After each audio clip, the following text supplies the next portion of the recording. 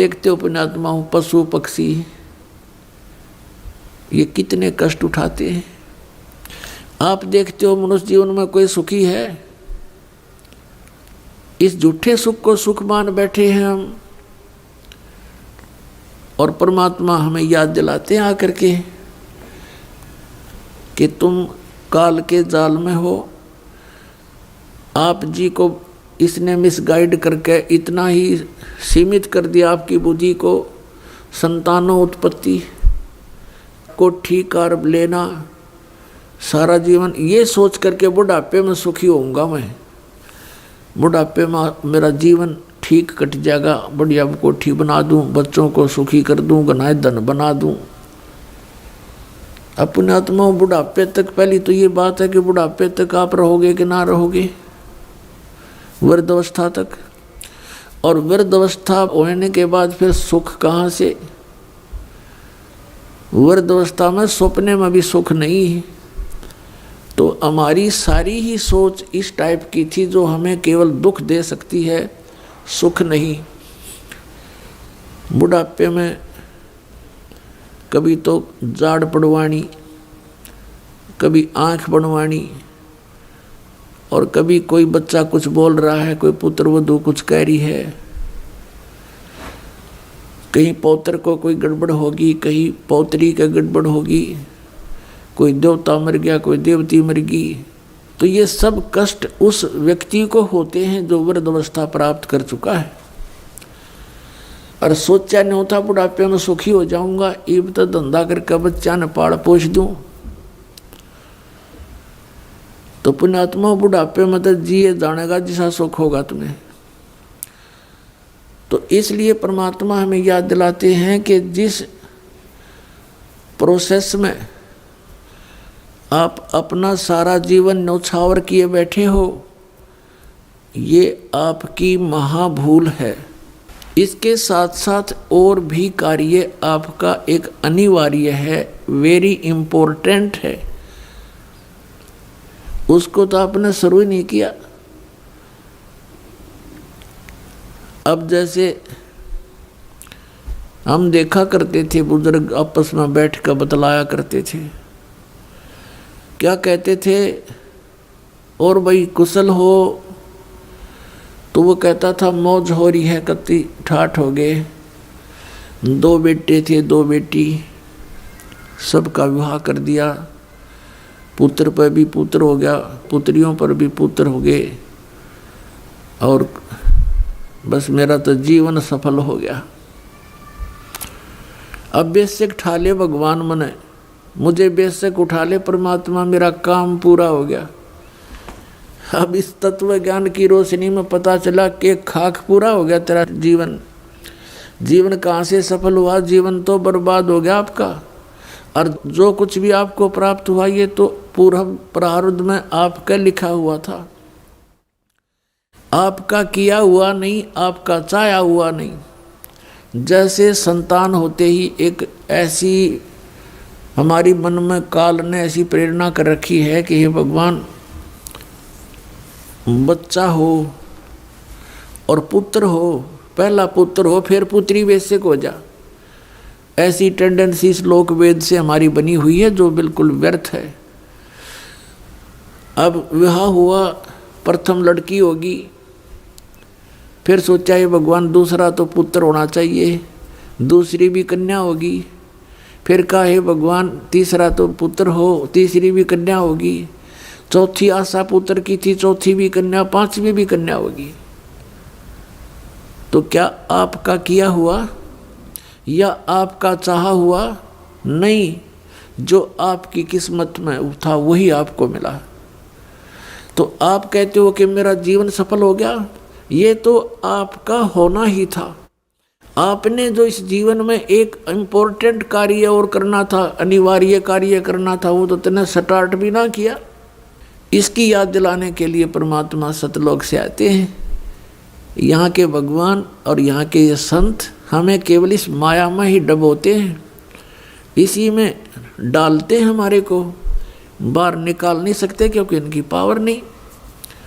वो तो स्वयं आते हैं या अपने ही संत बना करके यहाँ भेजते हैं, अपनी भक्ति शक्ति से चार्ज करके भेज देते हैं, और फिर वो संत ये काम किया करते हैं। नहीं, आम संत की कोई औकात नहीं जो काल के सामने इस प्रकार का कोई कदम उठा ले। अब क्या बताते हैं परमात्मा,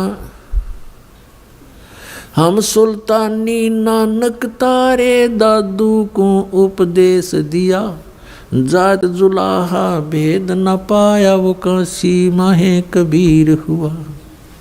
गोता मारूं स्वर्ग में जा बैठूं पाताले, गरीबदास ढूंढता फिरूं अपने हीरे मोती लाले। परमात्मा कबीर साहब कहते हैं कि गोता मारूं स्वर्ग में और जा बैठूं पाताल, कह कबीर ढूंढता फिरूं अपने हीरे मोती लाल। अब जैसे आपको कल सत्संग के अंदर दिखाया था, रूबरू करा था उन पवित्र सदग्रंथ वेदों से, उसमें क्या लिखा कि परमात्मा ऊपर ध्युलोक यानी तेजो में शरीर में और तेजो में लोक में राजा के समान विराजमान है, और वहाँ से गति करके नीचे आता है और बहुत अत्यंत गतिशील पदार्थ के समान, जैसे आकाशीय बिजली गिरती है नीचे बहुत स्पीड से, ऐसे परमात्मा सतलोक से गमन करके चल के यहाँ आते। तो वो परमात्मा अच्छी आत्माओं को मिलते हैं, उनको उपदेश करते हैं, तत्व ज्ञान से परिचित कराते हैं, अपने से परिचित कराते हैं। तो उन महापुरुषों ने जो ज्ञान दिया वो परमात्मा से प्राप्त ज्ञान दिया। उनमें से अब्राहिम सुल्तान अधम भी एक महापुरुष हैं। अब्राहिम सुल्तान अधम ये कौन थे? एक बल्ख नाम का शहर है, बल्ख बुखारा, इराक के अंदर, और वहाँ का एक अब्राहिम सुल्तान अदम नाम का एक मुसलमान बादशाह था। पूर्व जन्म के संस्कार से उसके इतने ठाठ कर रखे थे, भगवान ने 18 करोड़ घोड़े खरीद रखे थे। पुण्यात्माओं, जब तक इस प्राणी को तत्व ज्ञान नहीं होता, यहाँ के ये कंकर पत्थर जोड़ने में ही लगा रहता है। उसने कहते हैं 16,000 औरतें से विलास करता था, 18 करोड़ घोड़े। गांव में पहले यदि एक घोड़ा किसी के पास होता तो बहुत बड़ा वो वहाँ का ठाकुर माना जाता था, बड़ा रईस व्यक्ति माना जाता था जो घोड़े पर चलता था, एक घोड़े पे। जैसे आजकल तो जिसके पास कार है उसको बहुत अच्छा धनी मानते हैं, तो उस समय घोड़े से ही उसके धन को क्या करते थे, काउंटिंग करते थे। तो इस प्रकार 18 करोड़ घोड़े उसके पास, और ऊंट 8 तक गिनती नहीं, बहुत गिने थे। कहने का भाव यह है कि सर्वसंपन्न राजा था, लेकिन पिछले संस्कार भी साथ होते हैं। अब वो चाहे कितने ही सुख को प्राप्त है, लेकिन परमात्मा की चाह आत्मा को फिर भी बनी होती है। एक दिन वो सो रहा था ऊपर अपने महल की छत पर, गर्मियों के दिन मौसम था। परमात्मा कहते हैं सो चल सीधर मैं करूं अपने जन के काज। तो वहाँ कहीं पड़ोस में थोड़ी सी दूरी पर एक सत्संग हो रहा था। आप आरती, आप साजे, आप किंगर, आप बाजे, आप ताल झां जनकारा, आप नचाप देखण आ रहा। आप साधु संत बनकर उस राजा के महल से थोड़ी सी दूरी पर किसी गरीब के घर पर सत्संग कर रहे थे, ऊंची ऊंची आवाज में सुना सुना कर। और बात तेरे काम न आवे, संतों शरण लाग रे, के सोवे गफलत में बंदे, जाग जाग नर जाग रे, जाग जाग नर जाग रे। और बात तेरे काम न आवे, संतों शरण लाग रे, के सोवे गफलत में बंदे, जाग जाग नर जाग रे, जाग जाग नर जाग रे। तन सरायम जीव मुसाफिर, करता रहे दिमाग रे। तन सरायम जीव मुसाफिर, करता रहे दिमाग रे। रात बसेरा कर ले डेरा, चले सवेरा त्याग रे, चले सवेरा त्याग रे। और बात तेरे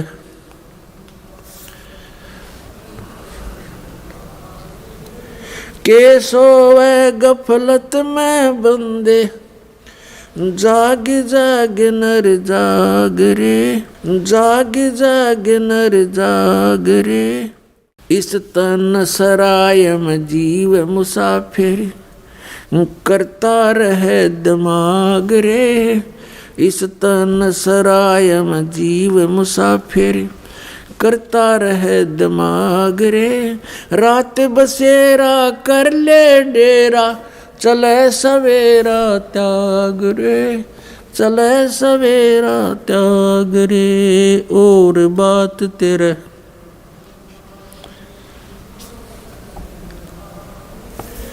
के सोवे गफलत में बंदे, जाग जाग नर जाग रे। उमदा चोला बण्या अमोला, लगे दाग पे दाग रे। उमदा चोला बण्या अमोला, लगे दाग पे दाग रे। 2 दिन की गुजरान जगत में, क्यों जले बिरानी आग रे, जले बिरानी आग रे। और बात तेरे के सोवे गफलत में बंदे, जाग जाग नर जाग रे, जाग जाग नर जाग रे। अर सुमरे सो हंस कवावे, ये कामी क्रोधी कागरे। अर सुमरे सो हंस कवावे, कामी क्रोधी कागरे। बोरा न भर में विष के वन में, चल बेगमपुरी बाग रे, चल बेगमपुरी बाग रे। और बात तेरे काम न आवे, संतों शरण लाग रे।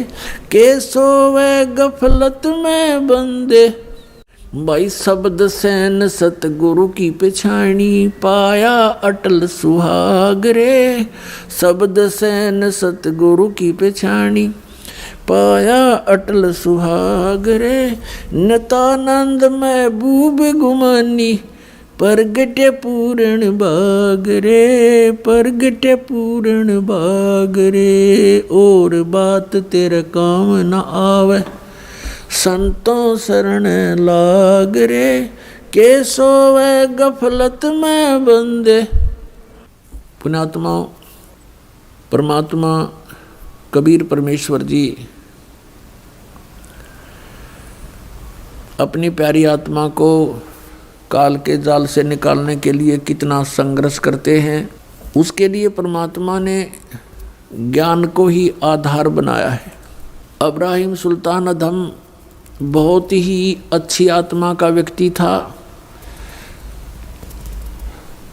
परमात्मा की खोज में, अल्लाह की चाह में साधु संतों से बहुत प्यार करता था। उसको जहाँ भी कोई संत मिल जाता या किसी संत की महात्मा की वो चर्चा सुनता, या तो उसको अपने पास बुला लेता था या स्वयं दर्शनार्थ चला जाता था।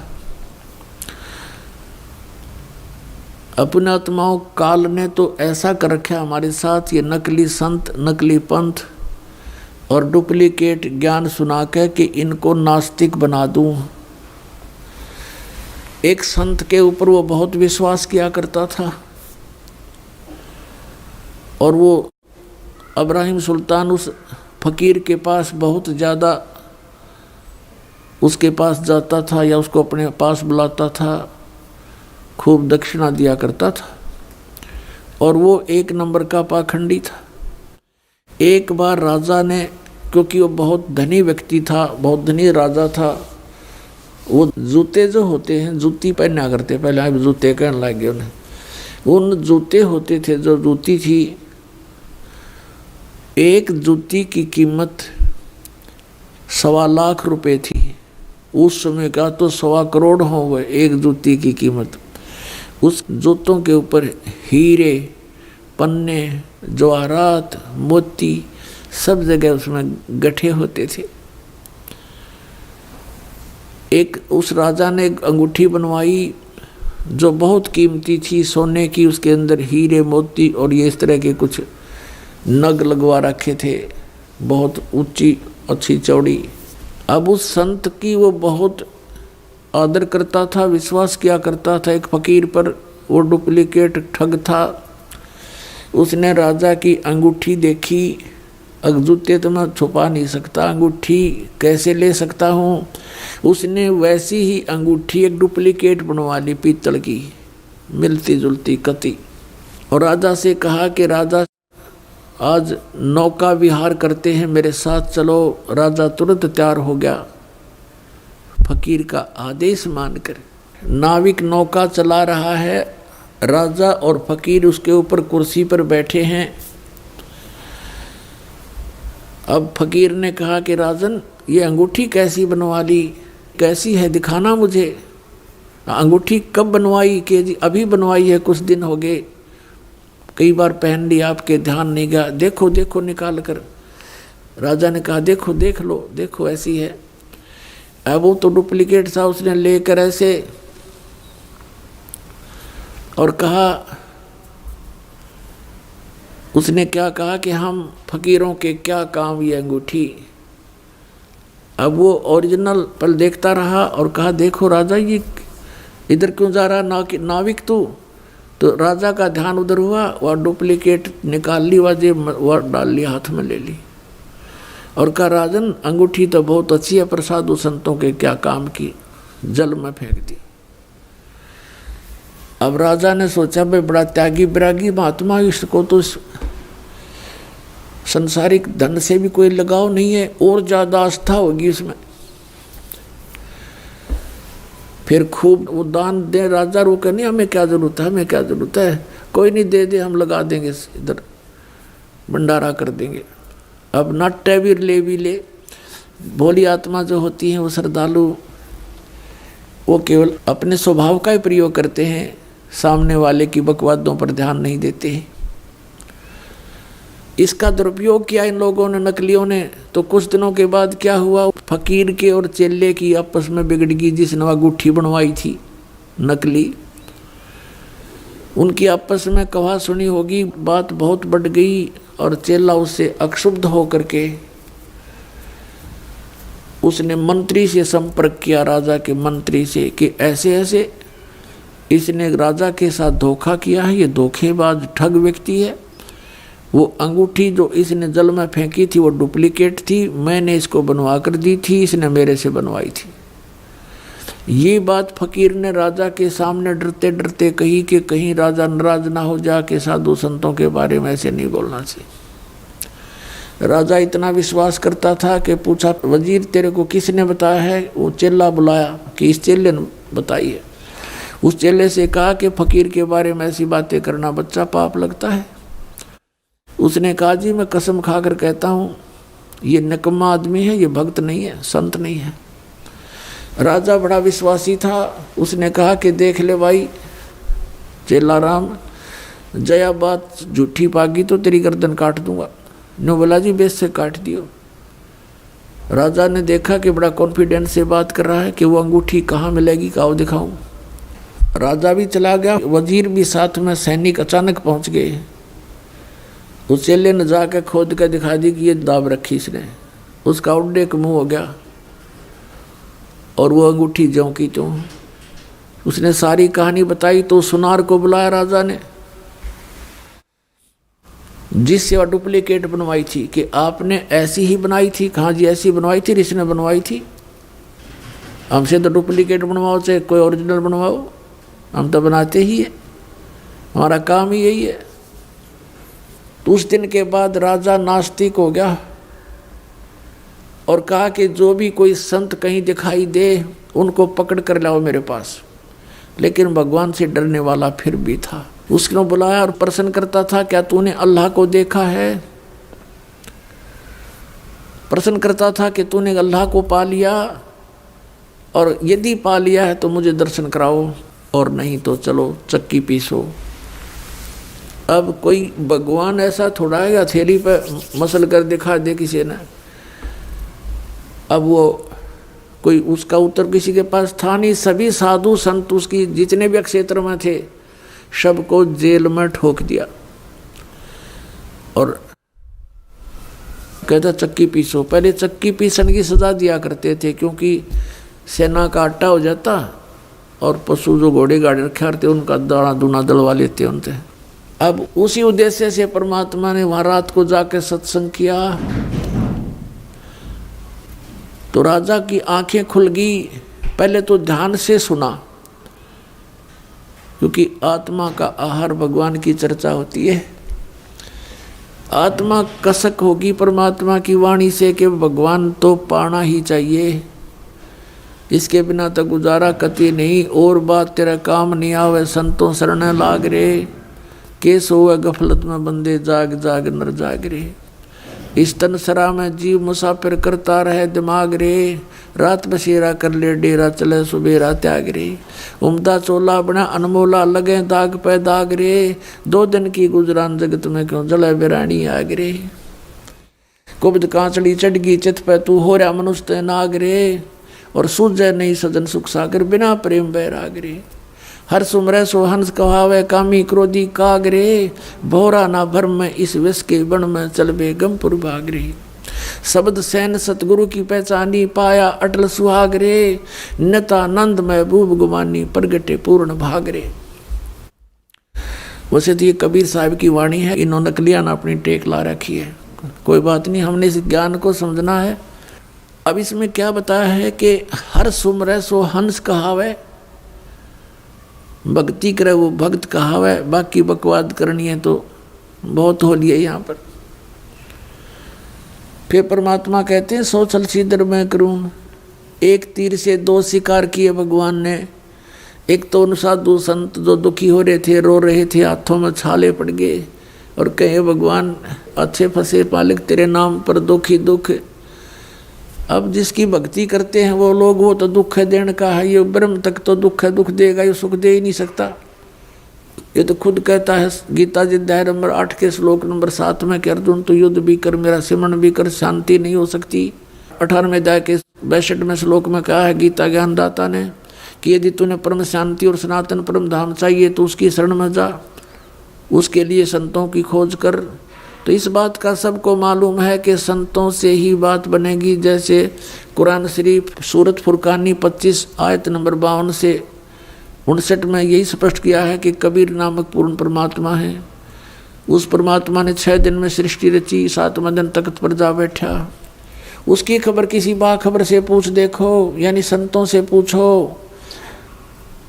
गीता ज्ञानदाता भी इस बात से अपरिचित है कि वो कौन है परम शक्ति और क्या उसकी वे ऑफ वर्शिप है, और कुरान शरीफ का ज्ञानदाता भी इस बात से अनभिज्ञ है वो पूर्ण परमात्मा कौन है, उसकी कैसे प्राप्ति होती है। उसके लिए संतों के ही तरफ संकेत है।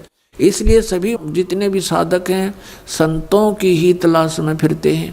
फिर संत काल ने अगर डुप्लीकेट निरे बना रखे बिना गिनती के, तो वो आत्मा तो किसी की भी साधना कर रहा है, लेकिन है तो कबीर परमात्मा के बच्चे में। अब उनका दुख तो उन्हीं को दुखी करता है। अब वहाँ रात्रि के समय उसकी आंखें खुल गई, भंग हुई, सत्संग सुना, लेकिन उसका वो बात याद आ गई कि सब डुप्लीकेट है, ये सब दुनिया को ठगते फिरते हैं। सुबह आदेश दे दिया अपने पहरेदारों को, जाओ उनको बुला कर लाओ और श्रद्धा से कहना कि आपको राजा बुला रहे हैं। अब सैनिकों ने जाकर कहा कि महात्माओं आपको सुबह राजा ने याद किया है। अब फिर उन साधु संतों को पता चला कि राजा तो बड़ा भयंकर है, जेल में डाल देता है। तो वहाँ पर गए, राजा ने पूछा भी क्या तुमने परमात्मा पा लिया? यदि तुमने परमात्मा पाया है तो मुझे दिखाओ, और नहीं तो जाओ चक्की पीसो। अब परमात्मा कहते हैं सोचल सीधर मैं करूं अपने जन के काज, आपा आरती आप पे साजे, आप पे किंगर आप पे बाजे, आप पे ताल झांझ झनकारा, आप नचे आप देखण आ रहा है। अब सारी व्यवस्था परमात्मा ने करवाई, वहाँ पर साधु संत भेजे, उनको पता नहीं था कि ऐसा नालायक राजा है। तो एक संत ने कहा कि महाराज जी के हे राजन, कुछ दूध मंगाइए, 1 गिलास दूध। वो दूध मंगा दिया, लो। और वो संत उस दूध में उंगली डालकर ऐसे देख रहा है। राजा ने कहा क्या देख रहे हो, पी लो, मीठा डालकर मंगाया है। उस संत ने कहा कि महाराज हमने सुना है कि दूध में घी होता है, पर आपके दूध में घी नहीं है। तो राजा ने कहा कि भले आदमी, तुझे ये नहीं मालूम कि दूध से घी कैसे बनता है? सुन मैं बताता हूँ। इसको गर्म करके ठंडा किया जाता है, फिर इसको जामन लगाया जाता है, दही बनती है, और दही को फिर रिड़का जाता है, बिलोया जाता है, मंथन किया जाता है, और तब मक्खन बनता है। फिर ता करके गर्म करके इसका सब मैल निकाल कर शुद्ध घी बनता है, समझे? ऐसे घी बनता है, ऐसे थोड़ा दिखाई देता है दूध में घी। तब उस संत ने कहा जी जैसे दूध से घी प्राप्त करने की एक विधि है, मेथड है, इसी प्रकार परमात्मा को देखने की एक विधि है, वो हम बताएंगे, आप कीजिए। राजा कहने लगा ज़्यादा बात मत बनाओ, इस तरह की विधि बताने वाले मुझे बहुत मिल लिए, जाओ जेल में। अब वो सुनने को तैयार नहीं, वो भी ठोक दिए जेल में। अब परमात्मा कहते हैं अब काल ने तो हमें नास्तिक बनाना था, बना दिया, अब और क्या ज्ञान दे उसको इससे आगे के भी जैसे दूध से घी निकालने की विधि है, ऐसे ही परमात्मा पाने का एक मेथड है, आप ऐसे कीजिए। नहीं मान्या तो फिर कौन सी विधि अपनाई परमात्मा ने? हम कारवान हो आए, मैलों पे ऊंट बताए। परमात्मा कहते हैं हम एक ऊँटों वाले कारवान बन के आगे, जैसे राजस्थान रेगिस्तान के अंदर ये ऊँट पालते हैं लोग, तो उस तरह का एक रूप बना लिया भगवान ने। उस तरह का रूप बना करके एक जैसे ऊँटों वाले होते हैं, और छत पर रात्रि के समय छत पर चढ़ गए ऊपर। अच्छा बड़ा, जैसे राजस्थान से आते हैं व्यक्ति, ऐसे बड़ा तो इतना बड़ा तो उसका साफा, अच्छी नीचे नोक वाली जूतियाँ, ऐसे लांडी सी धोती, ऐसा ही वेशभूषा जैसे राजस्थान के लोग पहना करते थे पहले। और ऊपर छत पर जाकर लठ लेकर ऊपर सतलोक से चल कर आए परमात्मा, छत पर उतर गए, और वहाँ छत पर लाठी की खोद मारें, खुड़का करें। तो राजा की आंखें खुली और नौकरों से कहा कि कौन कमबख्त है ऊपर, मेरी नींद खराब कर दी, ले उसको पकड़ के नीचे। अब नीचे ले आए पकड़ के। राजा ने पूछा भी कौन है तू? अब परमात्मा ने कहा भी मैं ऊँट वाला हूँ, ऊँट रखे थे मैंने, बहुत घने ऊँट है मेरे पास, और उनमें से मेरा एक ऊँट गुम हो गया, उसको खोज रहा हूँ। मैंने सोचा तेरी छात पर चढ़ गया हो कदे मेरा ऊँट, इसलिए ऊपर ऊँट ढूंढ रहा हूँ, खोज रहा हूँ। अब राजा पहले तो हंसा कि अच्छा बोला आदमी होता है। कहने लगा देखो बोले आदमी, ये ऊँट छत पर कहाँ से आ सकता है? कहीं जंगल में खोजो उसको जा करके, आप गलत स्थान पर आ गए हो। तो परमात्मा ने क्या कहा कि जिस प्रकार ऊँट छत पर नहीं मिल सकता, क्वाइट इम्पॉसिबल, ठीक इसी प्रकार जो प्रोसीजर तने अपना लिया संतों को जेल में डालकर परमात्मा पाना चाहता है, ये ऐसा ही समझ ले जैसा छत पर ऊँट नहीं चढ़ सकता, नहीं मिल सकता, तो इस प्रकार भगत तुझे भी भगवान नहीं मिल सकता। न्यू कह के अंतर ध्यान हो गए, सामने से दिखाई नहीं दिए तो एकदम चक्कर आ गया उस राजा ने।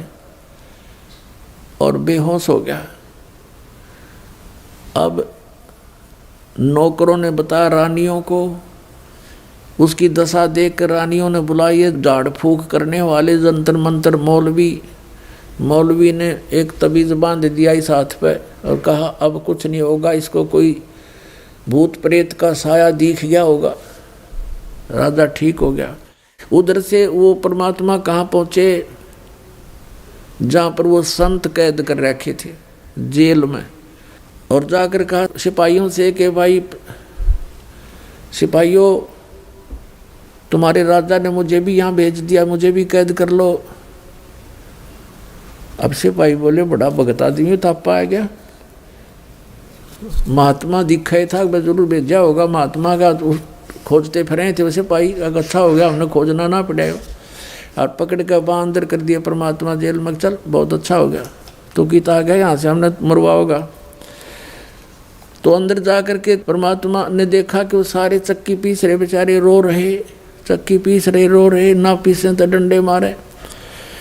परमात्मा बोले भाई डट जाओ, चक्की पीसनी हो, रुको, अब बंद करो थोड़ी देर इसने। अब वो देखें सिपाही भी खड़े कि भाई क्या कह रहा है।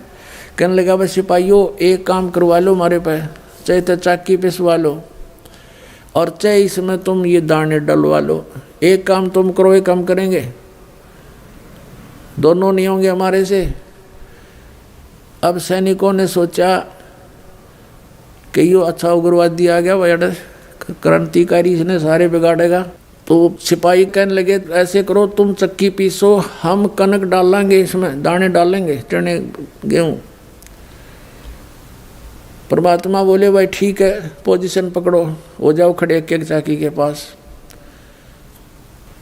वो हो गए सिपाही, देखेंगे अब यू क्या करेंगे, ला इनकी रेल बनावाएंगे। अब तो हम थोड़ा बहुत समय दे देते थे, अब इनको खूब खींच कर लेंगे। उन दृष्टिकोण से वो खड़े हो गए। एक जना 6 जगह 6 चाकियों में डाल सके कणक, फटाफट जोड़े भर लिए उन्हें। परमात्मा बोला भाई तुम खड़े हो जाओ, सारे कैदी संत वो खड़े हो गए और एक चक्की का सोटा ला दिया परमात्मा ने। सारी 360 चक्की खकाट उठी नो, आप चालें। अब परमात्मा बोले ले भाई तुम डालने जाइए और पीछे जाइयो। बंदी छोड़ कबीर साहेब की जय हो।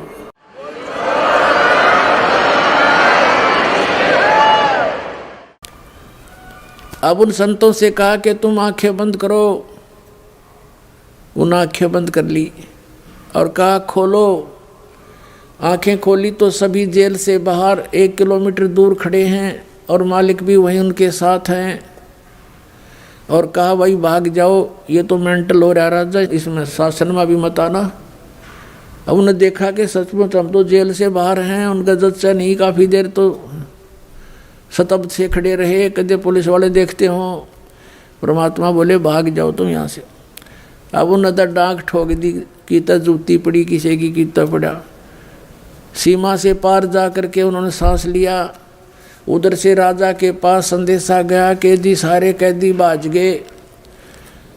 एक आया था पता नहीं क्या जादू तंत्र कर गया, वो ले गया। चक्की चल रही है, रुक नहीं रही है। अब उन सिपाहियों का भी कलेजा फट गया कि यो क्या हुआ। उधर से राजा की सतीथि से भी परिचित हुए। राजा को पता चला भाई ठीक है, ये तो यहाँ भी आया था। राजा ने जाकर देखा, सब मंत्री गए, सैनिक आए, सारी चक्की अपने आप चलें। जब सब ने देख लिया, कदे वो तो इसलिए किया था परमात्मा ने कि कहीं फिर इन सिपाहियों के गल पड़ जाए राजा, वो भी तो बेचारे दुखी हो जाएंगे। तो जब देखा वो चक्की चलने, कति डटी नहीं डटे। तब राजा ने कहा भाई ये तो मेरे पास भी आया था, वही यहाँ आ गया और सबको ले गया, सबको ले गया। फिर वो चक्की बंद होगी। अपने आत्माओं, कुछ दिन के बाद परमात्मा ने क्या किया, एक मुसाफिर रूप बनाकर, यात्री रूप बना करके, पहले पैदल चला करते थे, अपना रास्ते के कपड़े वपड़े साथ रखते थे और रास्ते में जा कर के धर्मशालाओं में सराय बोला करते थे उनको, सराय धर्मशाला, उसमें रात्रि व्यतीत करके सुबह चल पड़ते थे। एक मुसाफिर रूप बनाकर, एक यात्री रूप बनाकर काख में एक छोटी सी पोटली ले रखी थी कपड़े की और ऐसे मैले कुचले से कपड़े जैसे आम ग्रामीण रहा करते थे। और राजा के रेजिडेंस में पहुंच गए। शाम के समय राजा के रेजिडेंस में सीधा जा खड़ा और जहाँ राजा बैठा था इब्राहिम सुल्तान अधम, और उसे कहने लगा, रे भाई सराय वाले, एक कमरा किराए पर दे दे, रात न रुकूंगा। राजा उसके मुंह की तरफ देखा, यू कीता गया मेंटल यहाँ पे। राजा देखता है कि कौन है तू, कहाँ से आया? कि भाई मैं उस गांव से आया हूँ और मैंने आगे जाना है, मैंने रात काटनी है, कमरा बता और उसका किराया बता दे, मैं यहाँ रुकूंगा। तो राजा हंसा, कहने लगा, रे बोले आदमी, तुझे ये सराय दिखाई देती है? ये राजा का महल है, मैं राजा हूँ, इब्राहिम सुल्तान नाम है मेरा। बोले आदमी तू कहाँ आ गया यहाँ पर? तो परमात्मा ने कहा कि आपसे पहले इस महल में कौन था? कि मेरे पूर्वज थे, मेरे माता पिता। उससे पहले कौन थे? हमारे दादाजी। उससे पहले दादाजी के पिताजी। उससे पहले कौन थे? कि उनके मेरे चौथे दादाजी। वो कहाँ गए भाई सब? कि वो तो अल्लाह खुदा को प्यारे हुए। तो बेटा तू कितने दिन रहेगा इसमें? ये सराय नहीं तो तू महल बांधता है इसको। अब यूं कहते ही अंतर्ध्यान हो गए।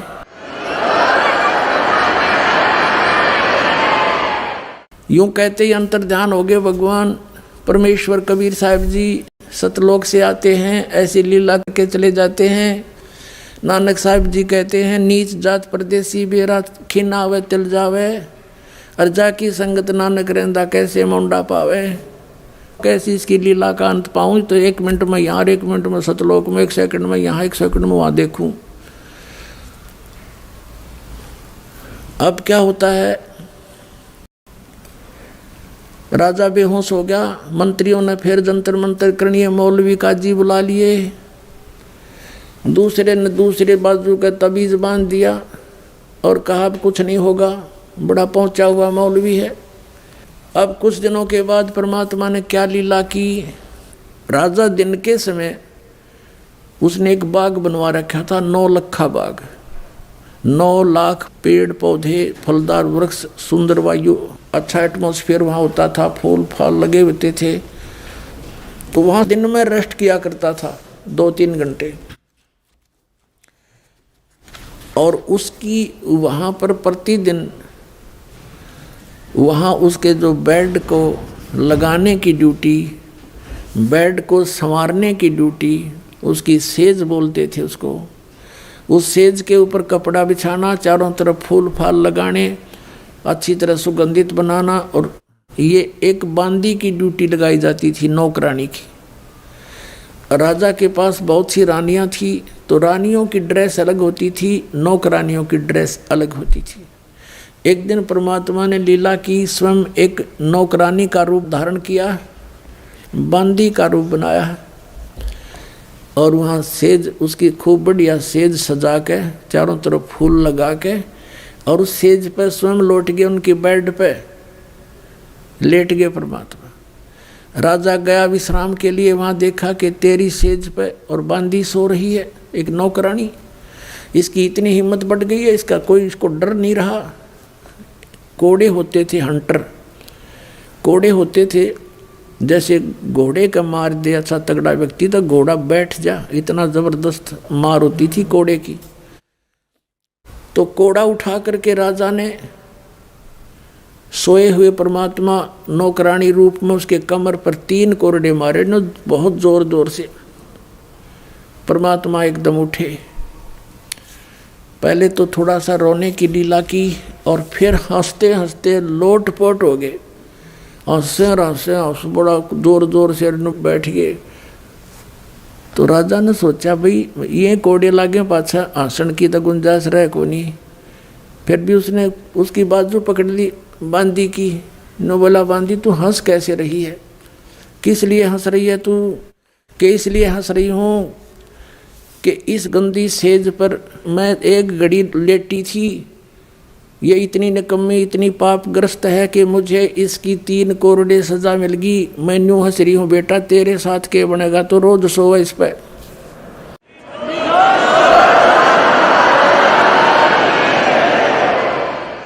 यूं कह करके परमात्मा अंतर्ध्यान हो गए।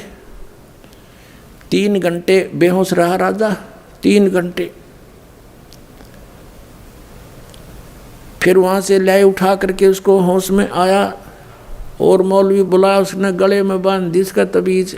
अब कुछ दिनों के बाद राजा कुछ नॉर्मल सा हुआ, काम काज से मन हटने लगा उसका कि सचमुच यह क्या जीवन है, कल को यहाँ से चला जाऊँगा, ये क्या मेरे साथ चलेगा, कुछ ऐसी प्रेरणा अंदर से आई। लेकिन काल के दूत तैयार छोड़ रखे। उसी समय औरतों ने कहा, उसकी रानियों ने मंत्रियों से कि ये तो घर त्यागेगा, ऐसी स्थिति आ गई है, इसको रोको किसी तरह, इसको जंगल में ले जाओ शिकार शिकूर के लिए और कई दिन वहाँ रुको, बागबानी करो, खूब घूमते रहो, इसका मन हट जाएगा, मन से इसकी यह बात हट जाएगी, टेंशन खत्म हो जाएगी। इस उद्देश्य से 1 हफ्ते का प्रोग्राम बना कर चल पड़े। राजा भी तैयार हो गए। वहाँ जाकर के एक टेंट लगा लिया, अपना पड़ाव बना लिया। सुबह सुबह सब राजा और सैनिक पीछे चल पड़े अपने अपने घोड़ों पर शिकार करने के लिए। देख, ये शौक था इन राजाओं का, जीवन सा करने जाते थे और फिर निरे पाप इकट्ठे हो जाते, फिर गधे कुत्ते बनकर उनको भोगा करते थे।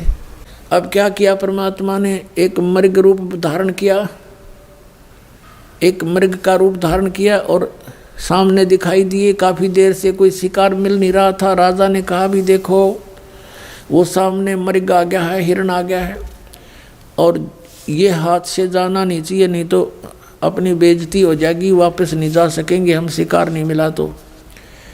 और जिसके पास से ये निकल गया उसकी खबर नहीं है, खैर नहीं है, उसकी खबर लूँगा। अब्राहिम सुल्तान अधम राजा के घोड़े के नीचे से मृग निकल गया। अब नूकण जोगा नहीं तेरे पास से गया है। अब खिसियानी बिल्ली की तरह उसके पीछे घोड़ा लगा दिया, बहुत स्पीड से। राजा अकेला बहुत दूर निकल गया था, सैनिक कहीं और रह गए थे, नहीं जा सके उसके वहाँ तक। तो उसकी ऐसी स्थिति होगी जैसे घंटा जल ना मिला तो मर जाऊंगा आध घंटे में।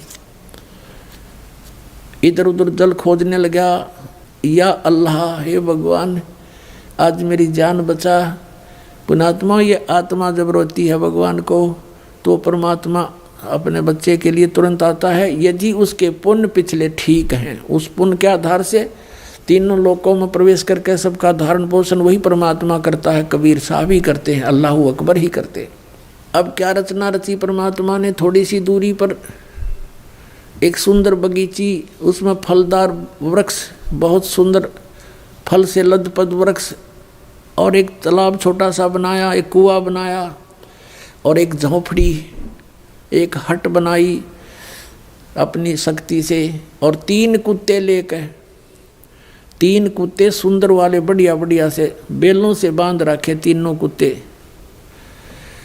और एक साधु रूप बनाकर परमात्मा बैठ गए, जैसे कोई फकीर रहा करते हैं सात जंगलों में। अब राजा ने देखा कि वो बगीचा भी है, फल भी लगे हैं, तालाब भी है, घोड़े को जल पिलाया, फिर स्वयं जलपान किया, फिर फल आहार किया।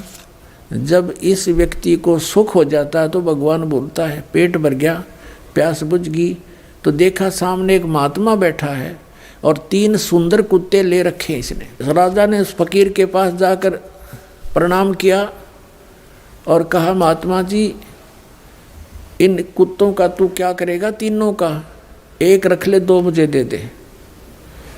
अब परमात्मा बोले, भाई ये कुत्ते ऐसे देने के नहीं, ये वीआईपी कुत्ते हैं भाई, ये वीआईपी डॉग हैं। बताऊं कैसे वीआईपी हैं? ये 1 नंबर का है ना, ये तो बुलक बुखारी शहर का जो राजा है ना, उसका पिताजी है, और ये उसका दादाजी, और ये उसका परदादाजी। ये उल्लू के पट्टे राज करा करते, मैंने समझाया करता रहा भक्ति कर लो, ये 2 दिन के राजपाट हैं, फिर कुत्ते गधे बनकर धक्के खाते फिरोगे। और अब देखो इनके सामने एक काजू किशमिश के हलवा बना के और इतनी दूरी पर रख रखा, वो खाने की चेष्टा कर रहे हैं, उन तक मुँह नहीं जाता, और परमात्मा उनके सोटे लगा रहे हैं कि अब खुआऊंगा तुम्हें काजू किशमिश के हलवे, और वो चिल्ला रहे हैं। अब उसका कलेजा फिट गया, हिल गया उसका कलेजा, अब वो शतब्द हो गया। इब्राहिम सुल्तान अधम एकदम सुन्न हो गया माइंड उसका कि यो सचमुच साधु संत झूठ नहीं बोला करते। और कहने लगा, और सुन ले भाई घोड़े वाले, या खाली बेल रखी है ना, खाली बेल कुत्ते बांधने की, ये इसलिए खाली रखी है। अब वो बैठे है ना गद्दी पर, वो इब्राहिम, वो भी कुत्ता बनेगा, उसको इससे बांधूंगा, यही रोकूंगा उसको।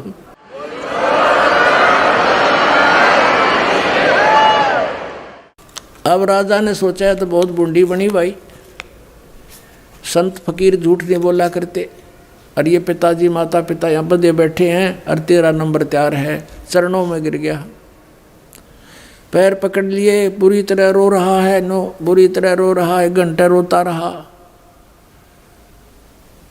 और आंखें जब खुली 1 घंटे के बाद उसने देखना चाहा, तो क्या देखता है, वहाँ ना साधु है, ना कोई बाग बगीचा, कोई तालाब है, ना कोई झोंपड़ी, ना कुत्ता है, अकेला पड़ा जंगल में रो रहा है।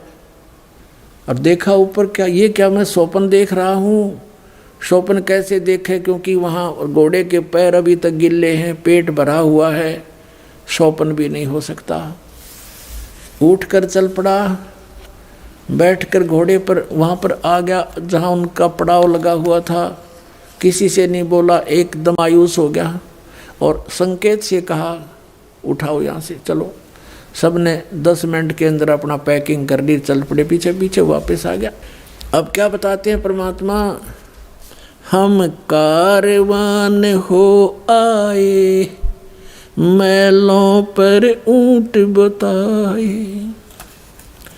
बोले बादशाह सुल्ताना, तुम रहते कहाँ दीवाना, दूजा कासिद गवन किया रे, डेरा महल सराय लिया रे। जब हम महल सराह बताई, सुल्तानी को त्यावर आई, अरे तेरे बाप दादा पड़ पीढ़ी, ये बसे सरा में गीदी, ऐसे ही तू चल जाई, यूं हम महल सराय बताई।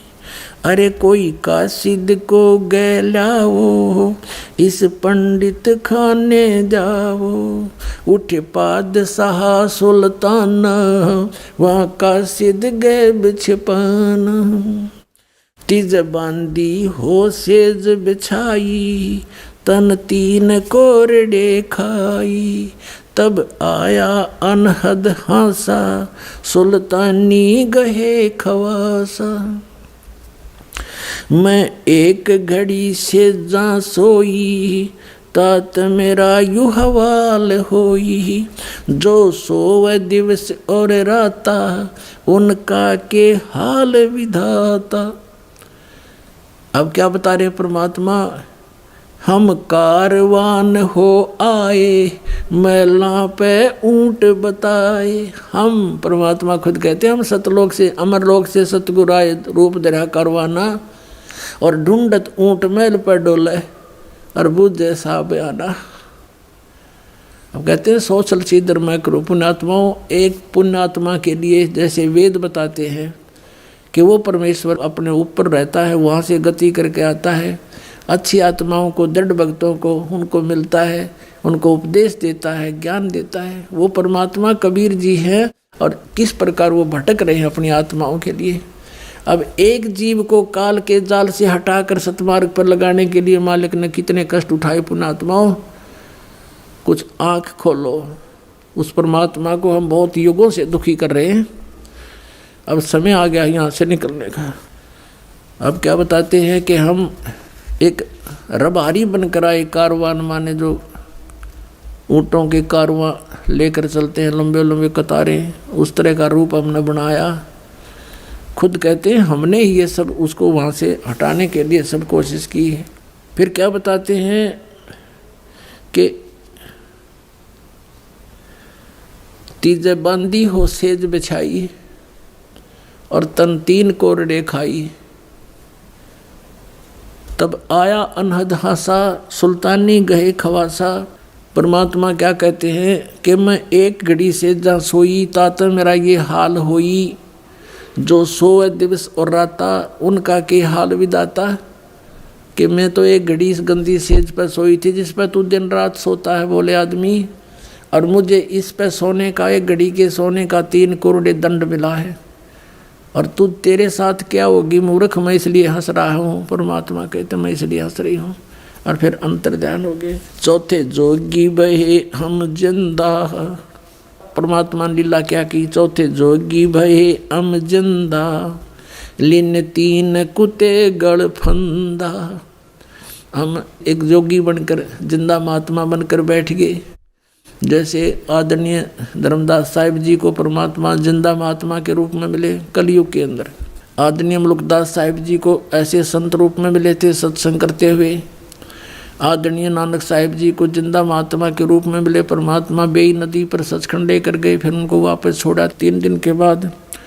आदरणीय दादू साहिब जी को भी ऐसे जिंदा महात्मा के रूप में गांव से बाहर एक बनी में मिले, उनको भी सचखंड दिखाया। 3 दिन बेहोश रहे थे दादू साहिब जी, तीसरे दिन होश में आए थे। फिर उन्होंने कबीर साहिब की महिमा कलम तोड़ गाई थी। आदरणीय गरीबदास साहिब जी को भी जिंदा महात्मा के रूप में आए थे, सचखंड लेकर गए थे, फिर वापस छोड़ा था।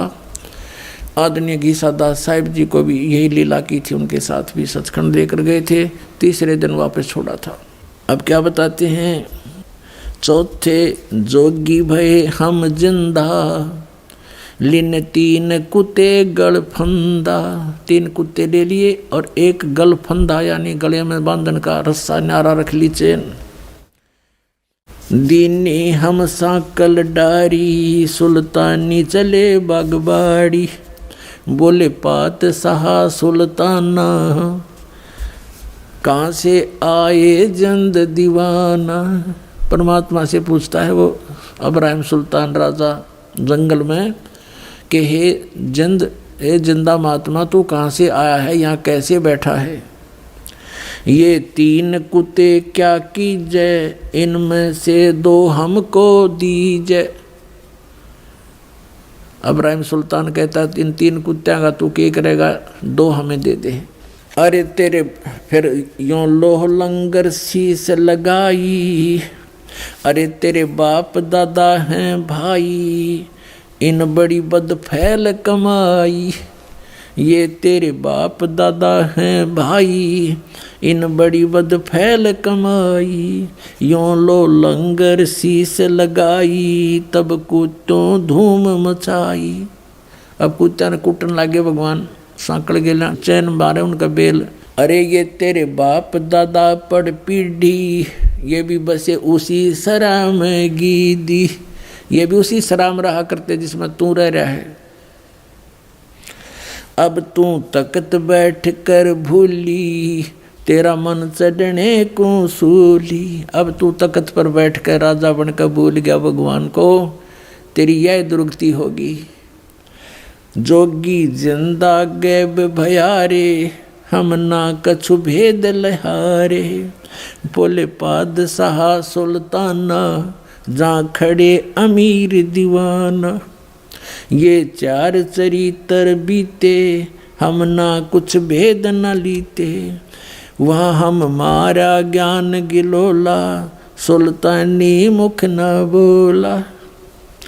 तब लगे ज्ञान के बाना, छोड़ी बेगम माल खजाना। सुल्तानी जोग लिया रे, सतगुरु उपदेश दिया रे। छोड़ा 18 लाख तुरारे, जैसे लागे माल बुरारे। छोड़ा 18 लाख तुरारे, जिसे इब लग गया माल बुरारे। 18 लाख घोड़े भी त्याग दिए। अब वहाँ से घर पे आ गया। घर आते ही उसने क्या किया, जंगल से जब आया वापस वन से, किसी से नहीं बोला। चारों तरफ रानियों ने घेर लिया। मंत्रियों से पूछा रानियों ने क्या बात होगी, तुम तो 1 हफ्ते के लिए गए थे, आज दूसरे दिन वापस कैसे आ गए।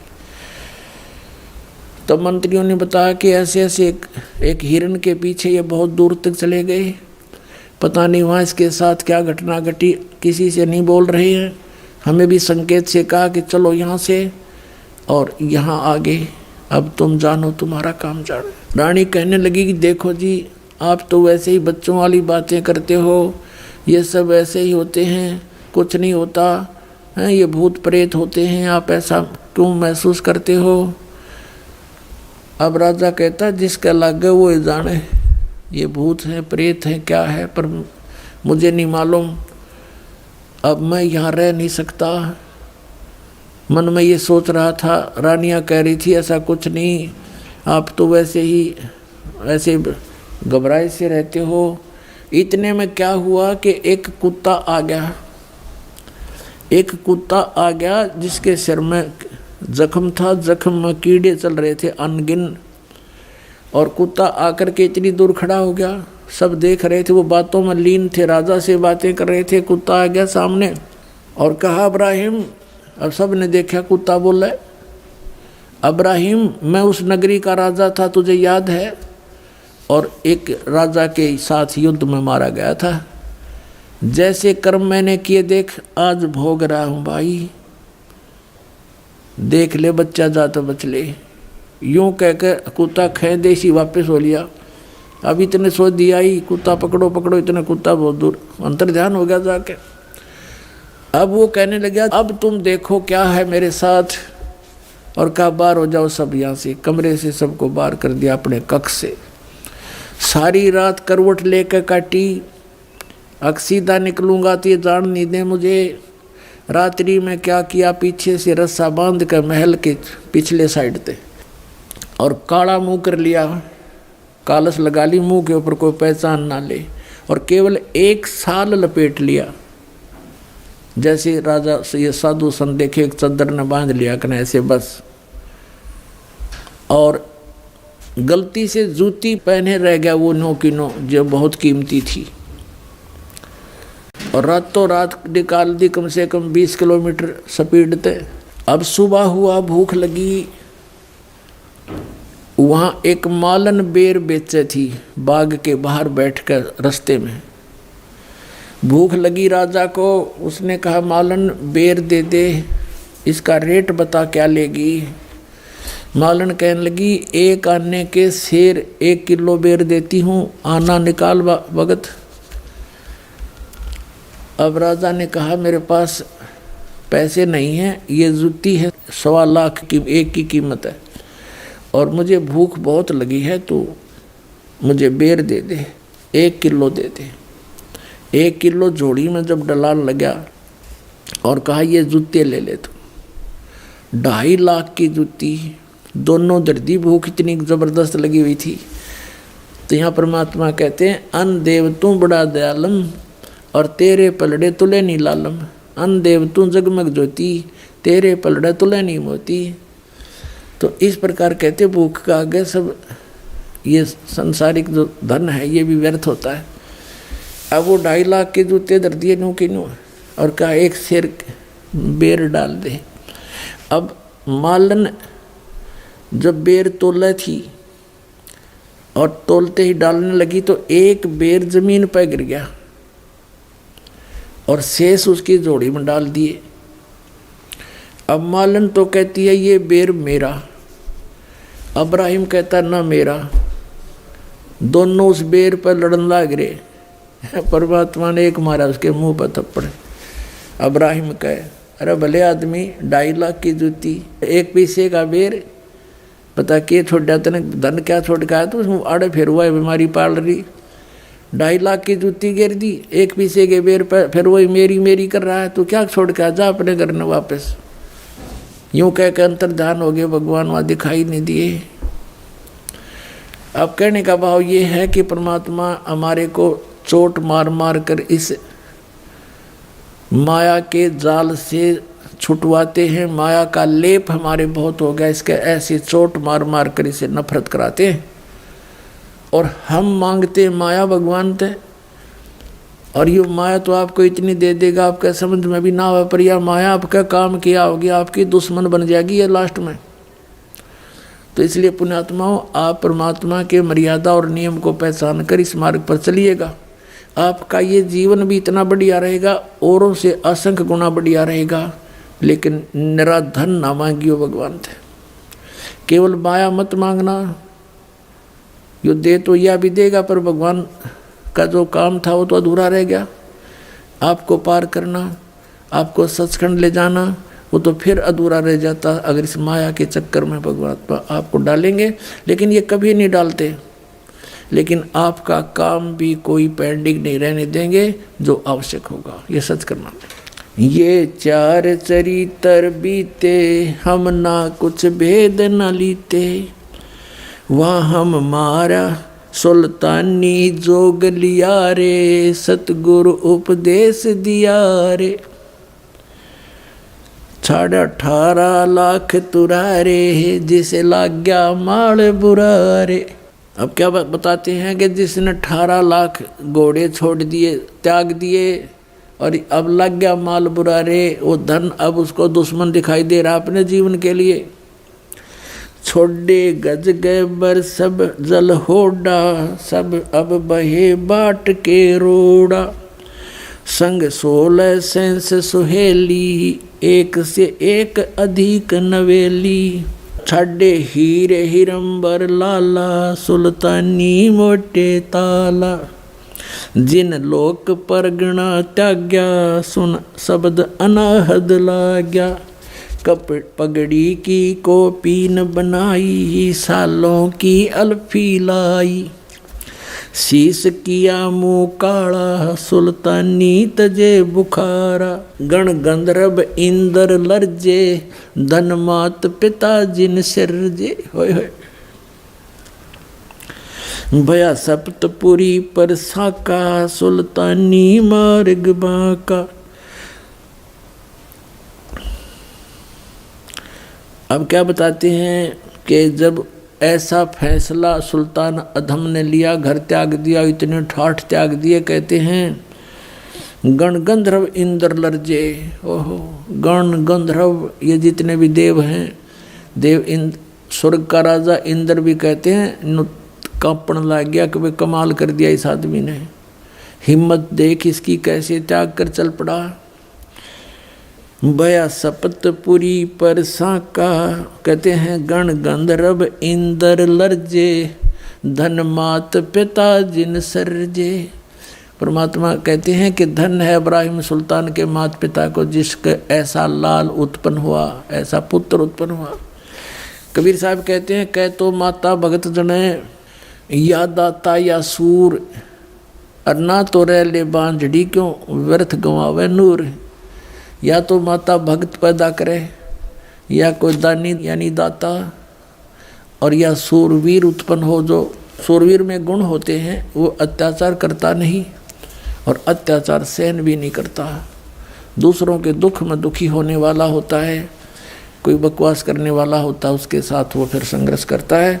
तो कहता है या तो माता भगत जन है, उसके साथ तो कहना है कि अरिया दाता दानी हो, धार्मिक व्यक्ति हो, धर्म करने वाला हो, या फिर सूरवीर हो, अन्यथा जन्म देने की कोई ज़रूरत नहीं किसी बालक ने। अपना क्यों व्यर्थ में नूर, अपना शरीर भी क्यों खराब करे, बर्बाद करे। कहने का भाव ये है, कहते हैं गण गंधर्व इंद्र लर्जे, धन मात पिता जिन सरजे। कहते धन है उसके माता पिता ने जिसे जन्म हुआ, ऐसे महापुरुष का। सुन शब्द अनाहद राता, जा काल कर्म नहीं जाता, जान हिंदू मुसलमान, कुछ रामन दुआ सलाम। एक समय ये इब्राहिम सुल्तान अधम अपना ऐसे ही परमात्मा की याद में टाइम पास कर रहा था, भक्ति कर रहा था। एक समय क्या हुआ कि बहुत अच्छी वर्षा होगी, वर्षा का मौसम था, साथ में हवा तेज चली।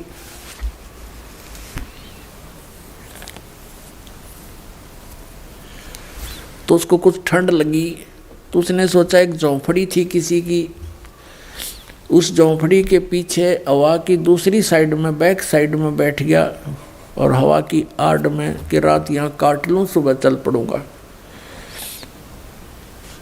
रात्रि के समय उस झोपड़ी वाले एक पत्नी थी उसकी, एक स्वयं था और एक गाय रखी थी उसने बस। और दोनों आपस में क्या बातें कर रहे हैं कि भगवान ने इसी बढ़िया बारिश कर दी, बढ़िया घास हो जाएगा और अच्छा अपना गाय का दूध पीवाएंगे, ठाठ से रहेंगे।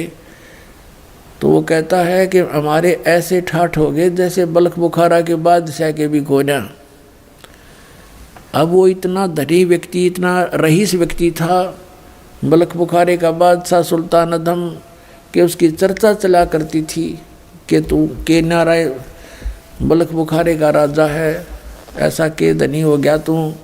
तो इसी दृष्टिकोण से उन्होंने कहा कि इसे मौज तो बलख बुखारे के राजा की भी नहीं जैसी हमारी है, ये मन की बकवाद होती है। अब उस इब्राहिम सुल्तान ने सोचा, देख बोले आत्मा, इनके पास खक नहीं, अरे सन मौज मान रही है उस, क्योंकि स्वयं ज्ञान होने के बाद प्रत्येक प्राणी की का ये प्रयत्न होता है कि किसी प्रकार इसकी भी आँख खोल दूं, समझा दूं। इसने भक्ति बिना कुछ नहीं, जीव कुछ भी सामान नहीं तेरे पास, मैंने सब कुछ छोड़ दिया। इसी दृष्टिकोण से सुबह हुआ तो उनके सामने झोंपड़ी के आगे खड़ा होगा, नमस्कार किया और कहा भी तुम रात्रि में क्या बातें कर रहे थे। तो वो कहने लगे, तू कहाँ सुन रहा था? कि मैं तुम्हारी झोंपड़ी के पीछे बैठा था, मुझे ठंड लग रही थी। तुम क्या कह रहे थे कि ऐसे ठाठ हो गए हमारे बलख बुखारा के बादशाह के भी नहीं। अरे बोले आदमी, ये के ठाठ हैं भाई, परमात्मा की भक्ति करनी चाहिए। ये मनुष्य जीवन परमात्मा की भक्ति के लिए, आत्म कल्याण के लिए मिला है। और सुनो, मैं हूँ बलख बुखारे का राजा और मैंने सब कुछ त्याग दिया परमात्मा पाने के लिए। अब वो क्या कहता, कर्महीन वो झोपड़ी वाला कहने लगा, प्रथम तो तू राजा नहीं हो सकता। वो कहता है कि मैं सच्ची बताता हूँ, कसम है अल्लाह की, कसम है खुदा की, मैं वो इब्राहिम सुल्तान अदम हूँ, मैंने राज त्याग दिया। फिर कहने लगा, प्रथम तो तू राजा नहीं हो सकता, और जब तू राजा है तो तेरे जैसा मूर्ख नहीं जो इसने धरने छोड़ के आ गया, मेंटल, चल यहाँ से। अब क्या कहता है बलख, वो राजा क्या कहता है कि रांडी ढांडी ना तजें ये नरकइये काग, और बलख बुखारा छोड़ दिया थी पछली लागे। अब क्या बताते हैं कि भाई इस पर तो एक या औरत नहीं छूटती, एक या गाय, रांडी ढांडी, ढांडी है गाय को, रांडी औरत को। हरियाणा की लैंग्वेज में भाषा में कहा परमात्मा ने, ज्ञान गरीबदास जी ने, कहते हैं रांडी ढांडी नात ये नर कई हैं काग, ये घने चतुर बन रहे हैं, और बलख बुखारा छोड़ दिया थी कोई पछली लाग। कहते पिछले तब से होते हैं पूर्ण हंस मुराद। बताते हैं मेरा कोई पिछला संस्कार था, मैंने इतना कुछ छोड़ दिया, इस पैया ना छूटती ना लायक पे, कर्महीन इंसान है ये, भक्ति नहीं करता। तो पुण्यात्मा, लागी का मार्ग और है लग चोट काल जा करके, लागी का मार्ग और लग चोट काल जा करके, लग करके लागी का मार्ग और है लग चोट काल जा करके, बन बीच भरतरी भूप ने एक मारा ताण निशाना, बन बीच भरतरी भूप ने एक मारा ताण निशाना, कोई घड़ी सदी थी आवन की साधु का हो गया आना, कोई घड़ी सदी थी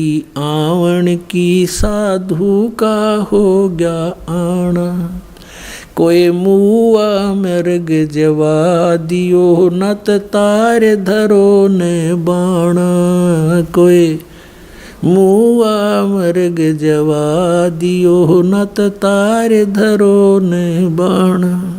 वो जीवित कर दिया ढोर था, शिष बना परीक्षा करके, शिष बना परीक्षा करके, शिष बना परीक्षा करके। लागी का मार्ग और है, लग चोट काल जा करके, लग चोट काल जा करके, लग चोट काल जा करके। लागी का गोपी चंद योगी हो गए, जिन ले लिया भगमा बाणा। गोपी चंद योगी हो गए, जिन ले लिया भगमा बाणा। गुरु महल जनान बेजते डोडी में अलख जगाना। गुरु महल जनान बेजते डोडी पे अलख जगाना। व्यंजन 36 छोड़ के भिक्षा का भोजन खाना। व्यंजन 36 छोड़ के भिक्षा का भोजन खाना। तन पड़ गया कमजोर था, ना खाया उदर भर के, ना खाया उदर भर के, ना खाया रे उदर भर के। लागी का मार्ग लगे चोट काल जा करके, लगे चोट काल। लागी का मार्ग और है, लगे चोट काल जा करके। बाजीद कहे उठाओ ऊंट को, लोग कहें ये मुआ। बाजीद कहे उठाओ ऊंट को, लोग कहें ये मुआ। उठन आड़ी चीज रही, ना गया उड़ सलानी सुआ रही। उठन वाली चीज नहीं, गया उड़ सलानी सुआ। कुछ नक्सक बिगड़ा है नहीं, बाजीदा अचरज हुआ। कुछ नक्सक बिगड़ा है नहीं, बाजीदा अचरज हुआ। जिन करा अचंबा गोर है, तजराज काल से डर के, तजराज काल से डर के, तजराज काल से डर के। लागी का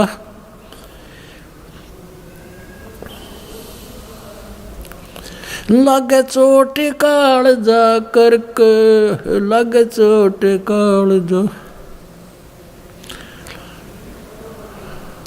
और है, लग चोट।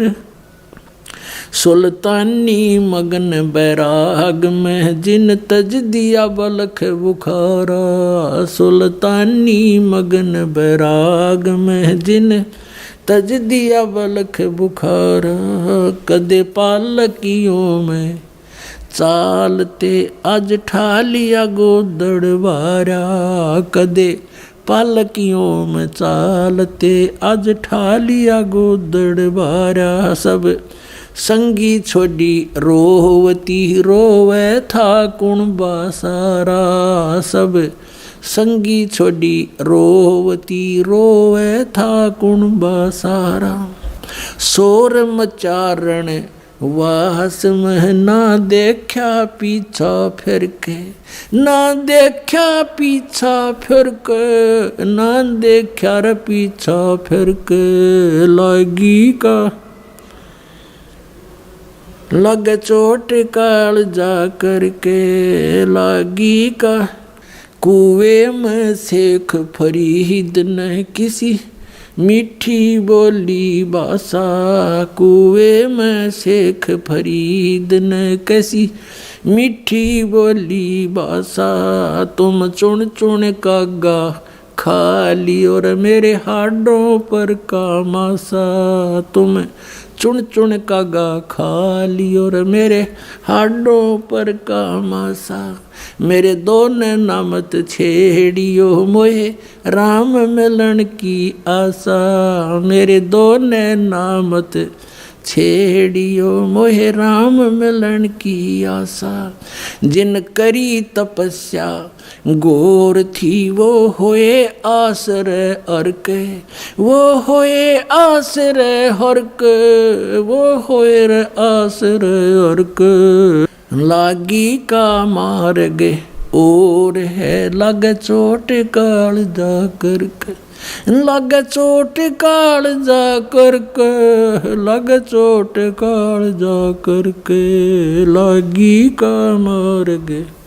भाई पीपा दरिया में कूद गया जिन कैसी करी डिठाई। पीपा दरिया में कूद गए रजिन कैसी करी डिठाई। वो नरपाड़ा जीत गए जिन सिर धड़की रवाजी लाई। वो नरपाड़ा जीत गए जिन सिर धड़की बाजी लाई। कै मंगलानंद चेतियो तुम सोच समझ मेरा भाई। कै मंगलानंद चेतियो रे कुछ सोच समझ मेरा भाई। बिन चेत्य यु झूठा सोर है कुछ जाइयो सुकर्म करके। कुछ जाइयो सुकर्म करके। कुछ जाइयो रे सुकर्म करके। लागी का मार्ग और है लग चोट काल जा करके।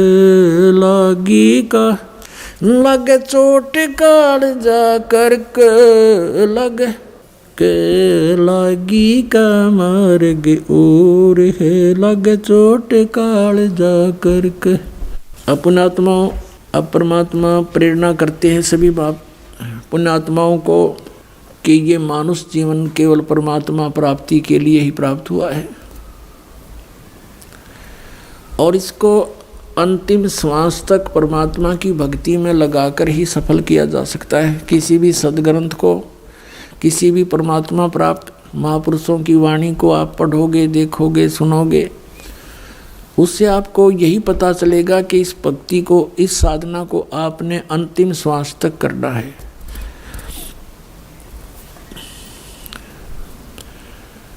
अब जैसे कल प्रसंग चल रहा है, ये तीन कंसेप्ट क्लियर होए बिना हम परमात्मा प्राप्ति नहीं कर सकते। नंबर एक, परमात्मा पहचान के कौन है वो भगवान, और दूसरा ये है कि उसका कहाँ है प्रमाण जिसको आप जी परमात्मा सिद्ध करने की चेष्टा कर रहे हैं, उसके प्रमाण कहाँ हैं, और तीसरा समाधान।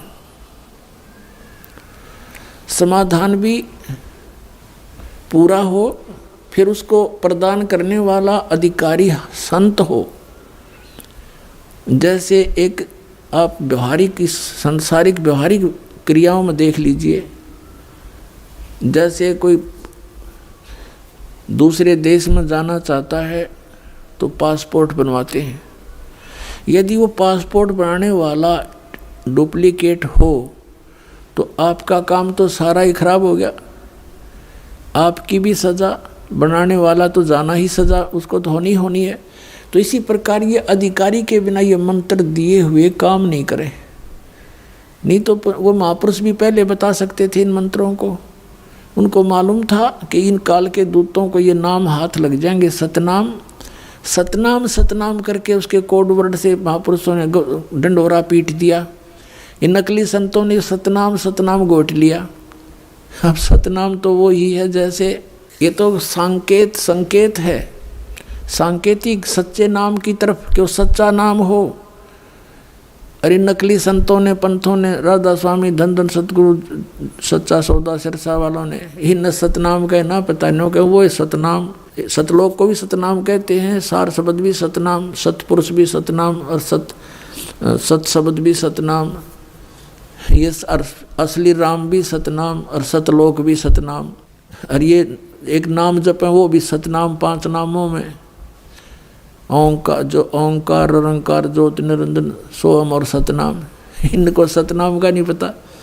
परमात्मा ने यूँ खेल खेलना था कि नकलियाँ का हाथ लग गया तो नाश हो जाएगा इस बात का, ये सारे भक्त रह जाएंगे। और फिर कैसे पहचान बताते, ये नकली, ये नाम गलत दे रहे हैं। अगर नाम इनके पास ये होता तो कद्दे भी ना सूतमा होया बात, क्योंकि ये कहते हैं हम भी तो वही, हमारे गुरु जी भी तो यही नाम दे रहे हैं। और अब ये स्पष्ट हो गया कि 500 नाम काल के जानो, वो 500 नाम काल के, तो ये पुण्यात्मा वो भगत वो भी परमात्मा के बच्चे हैं जो नकलियाँ का फंस गए। अब उनके लिए ये प्रयत्न हो रहा है पुण्यात्मा जो गलत स्थान पर चले गए। और आप जी यहाँ पहुँच चुके हो, आपकी किस्मत को मैं किन शब्दों से सराहूँ, मेरे पास शब्द नहीं। धन्य आपके माता पिता जिनसे जन्म हुआ, सत्कर मान लेना। लख बर सूरा जूझ ही लख बर सावत दे, लख बर यति जहान में तब सतगुरु शरणा ले। आप इतने पुण्यात्मा रहे हो युग युगों में, जन्म जन्मांतरों में, लेकिन रास्ता नहीं मिला। जैसे आदरणीय नानक साहिब जी सतयुग में वो अम्बरीश राजा थे, इतनी पुण्यात्मा थे, राज भी करते थे, लेकिन भगवान का नौकर समझकर अपना राज करते थे। परमात्मा के जो जनता थी उसको परमात्मा के बच्चे जानकर उनका पालन पोषण करते थे। स्वयं बहुत ज़बरदस्त भक्ति करते थे, जिसके सामने दुर्वासा जैसे सिद्ध पुरुष भी फिट्टे मुँह होकर गए थे, जो केवल सिद्धियाँ कमाते थे, लेकिन वो भक्ति केवल विष्णु जी की करते थे। त्रेता युग में वही आत्मा फिर राजा जनक हुए, बहुत भक्ति करते थे, बड़े यज्ञ किए, बहुत से धर्म किए, 100 मन घी के कई यज्ञ किए। और फिर वही अपना पुण्य समाप्त करके फिर नानक जी बने। और पहले तो उन राजा बने थे तो उनके नौकर रहते थे, अब स्वयं नौकर लगे एक नवाब के यहाँ पर एक पेट के लिए। और उन अच्छी आत्मा को फिर परमात्मा मिलते हैं। कहते हैं लख बर सूरा जूझ ही लख बर सावत दे, लख बर यति जहान में तो सतगुरु शरणा ले। ऐसी पुण्यात्माओं को ढूंढते फिरते हैं भगवान। तो उनमें से आप भी आज एक हो जो यो नाम आपको मिल गया, सतनाम, सतकर मानना। अब इन महापुरुषों का इतिहास तो भगवान ने बता रखा है कि ये राजा थे, फिर एक नौकर के रूप में रह रहे थे, वही उसी तरह आज आप हैं। आप पहले बहुत अच्छी पुण्यात्मा रहे हैं, राजा भी रहे हो, इंद्र की पदवी भी प्राप्त की, आप बहुत देवता भी बने, राज फिर घसियारे, क्यों पुण्य खत्म हो गए, ये लूट कर फिर वापस भेज देता है। तो अब हमने अपनी इस भक्ति को सुरक्षित रखना है, यहाँ व्यर्थ नहीं करना, ना किसी को आशीर्वाद देना, ना सिर पर हाथ धरना, नहीं तो आपकी भक्ति समाप्त होने लग जाएगी, पंचर हो जाएगा आपकी राम नाम की गाड़ी में। ये पंचर नहीं करना, हमने यहाँ से बचा कर अपना सतलोक चलना है। अपने भाइयों को, बहनों को, रिश्तेदारों को, माता को, पिता को, सबको राम नाम पर लगा दो, अपना अपना पंप दो, अपने अपने टायरों में खुद हवा भरेंगे। एक टायर से दूसरे के टायर में हवा कितनी भर के दोनों खराब कंडम हो जाएंगे। तो इस प्रकार हमने इन साधनाओं को अपना बचा के रखना है और सफल करना। अब जैसे सबसे पहले आपको 5 नाम दिए जाते हैं, ये 5 नाम जो हैं और जो 2 नाम इनके साथ फर्स्ट और लास्ट है, ये भी अब ये कंप्लीट कोर्स है, ये अब शुरू हुआ है। पहले केवल 5 नाम दिए जाते थे, परमात्मा स्वयं आए थे, वो भी 5 नाम देते थे। केवल कुछ पुण्यात्माओं को छोड़कर उन्होंने किसी को सतनाम और सार नाम नहीं दिया। जो दृढ़ भगत थे कि उसको छुपा रखेंगे, जिक्र नहीं करेंगे, तो उन्हीं को दिया मालिक ने, ना सतनाम नहीं दिया। केवल 5 नाम देते थे। वो 5 नाम कौन से थे? ये निरंकार ओंकार, ये नहीं है सतनाम वगैरह, वो आपको प्राप्त है जिनको प्रथम मंत्र मिल गया। तो इसमें पहला और लास्ट वाला मंत्र जो है ये परम पिता का है। ये इसलिए दिया जाता है कि मान लीजिए इस मंत्र के लेने के बाद भी किसी की मृत्यु हो जाती है तो इस 7 मंत्रों के जाप करने वाले को तुरंत मानव शरीर प्राप्त हो जाएगा। वैसे तो इस नाम के लेने के बाद मृत्यु होती नहीं, लेकिन नियम टूट जाता है।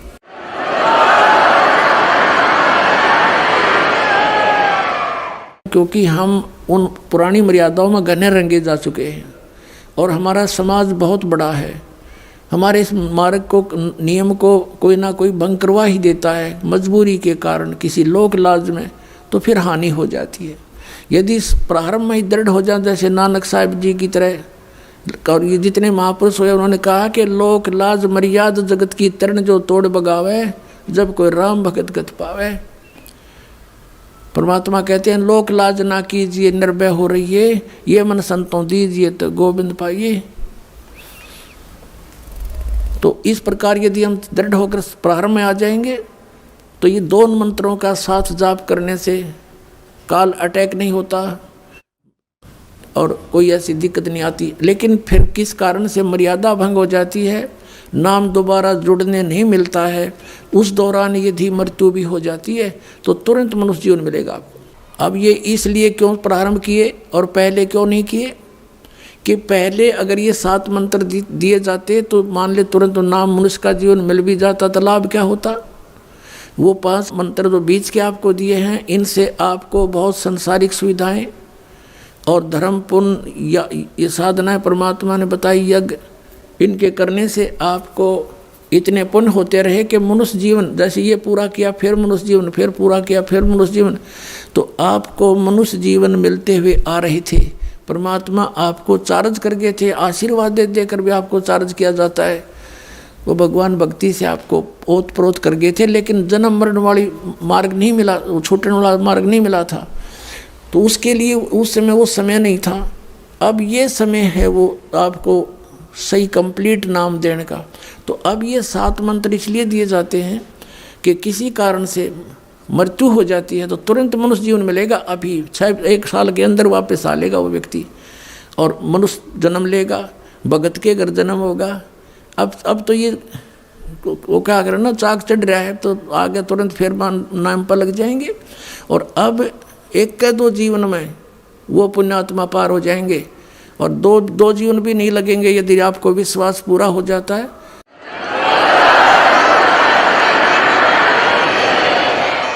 परमात्मा कहते जीवन तो थोड़ा है भला जो सत सुमरण हो, लाख वर्ष का जीवन आलेखत रहने को। तो ऐसा नहीं कि 2-3 जन्म अवश्य लगेंगे, नहीं, आप इसी जन्म में इन मर्यादाओं का पालन करते हुए इस ज्ञान को आधार बना के, ज्ञान के आधार से आप जी का मन यहाँ से कति भर जाना चाहिए इस लोक से, तो समझो आप पार होगे। आपका यहाँ से नफरत हो जानी चाहिए, यो के जीवन है, आज मनुष्य जीवन है, कल मृत्यु होगी, सब दरे दराया रह गया, जिसको सारी उम्र जोड़ा रखा और जिसको अपना माना।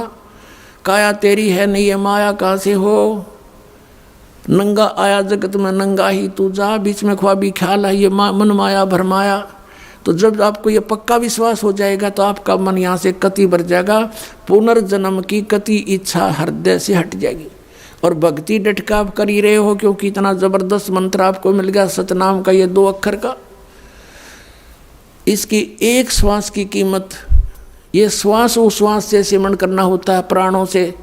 जैसे नानक साहिब जी ने अपनी प्राण संगली बनाई, उसका नाम इसीलिए प्राण संगली रखा है कि वो श्वास के सिमरण का भेद था उसमें।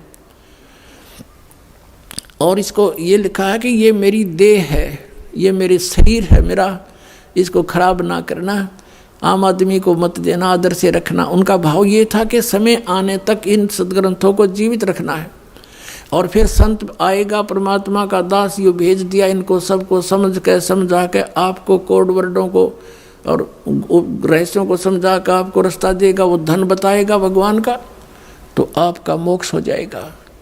जैसे ये सदग्रंथ हमारे आदरणीय हैं, इनमें खजाना भरा पड़ा है और महात्मा इसमें लिख कर चले गए कि आम आदमी के चोर उचक्के के हाथ ना लग जा, कहीं धन काट ले, चुरा ले जाता, तो इसको भेदी ही बता सकता है। जैसे श्रीमद् भगवद गीता, पवित्र वेद, पवित्र कुरान शरीफ, पवित्र बाइबल, पवित्र गुरु ग्रंथ साहिब, ये सदग्रंथ हैं, इनमें महापुरुषों ने कोड वर्डों में खजाने भर रखे और ये आम व्यक्ति या इसको उनका अनुयायी नहीं समझ सकता। जैसे एक सेठ मर गया, उसकी मृत्यु होगी और उसने अपनी बही में डायरी में लिख रखा था, जहाँ उसने धन दाब रखा था, उसमें लिख रखा था कि चांदनी 14 रात्रि के 12 बजे मंदिर के गुम्बद में इतने किलो चांदी, इतने तोड़े सोना, इतने रुपये दबा रखे हैं।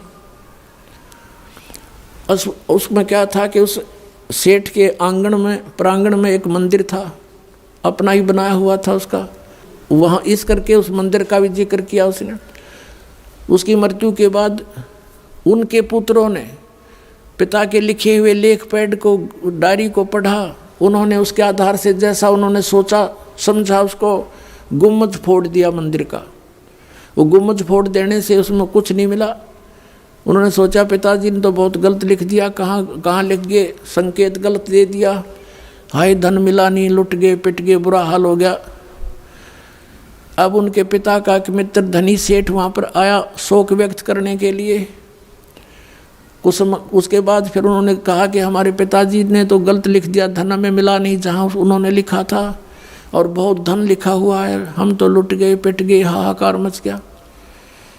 तो उस सेठ ने कहा कि मुझे वो डायरी दिखाओ। वो डायरी उसको दिखाई गई। अब वो समझ गया कोड, क्योंकि उसके जानकार ही वेदी ही समझेगा। कहते हैं कि वस्तु कहाँ खोजे कहाँ, किस विध लागे हाथ, एक पलक में पाइयो भेदी ले लो साथ। उनके उस पिता के मित्र ने कहा बेटा इस मंदिर के गुम्बद को यथावत बनवा दो, फिर तुम्हें वो खजाना मिलेगा। उन्होंने यथावत बना दिया, वो गुम्बद न्यों का न्यों बनवा दिया। फिर कहा कि जब मैं आऊँगा फिर वो धन उस दिन मिलेगा। अगली 14 चांदनी 14 को, यानी शुक्ल पक्ष की 14 के दिन वहाँ पहुँच गया सामने। और रात्रि के 12 बजे जहाँ उस मंदिर के गुम्बद की छाया उनके आंगन में थी चांद की रोशनी में, वहाँ निशान लगाया। सेठ ने कहा बेटा यहाँ खोदो। वहाँ खोदा तो ज्यों का त्यों पा गया। तो पुण्यात्माओं, ये सदग्रंथ गुरु ग्रंथ साहिब, गीता जी और ये वेद और पुराण कुरान, ये आप अनुयायियों के समझ में नहीं आ सकता। आप तो बालक हो। इस दास को भेज दिया धन को बताने और खोद कर निकलने के लिए। आओ नाम लो, सतनाम लो, बेड़ा पार करवाओ। बोलो सतगुरुदेव।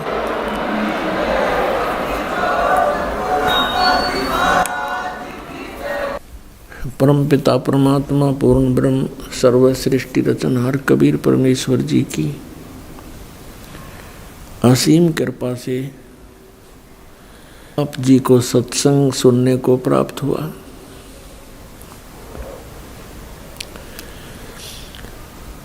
परमात्मा वो पूर्ण ब्रह्म सर्व सृष्टि रचनहार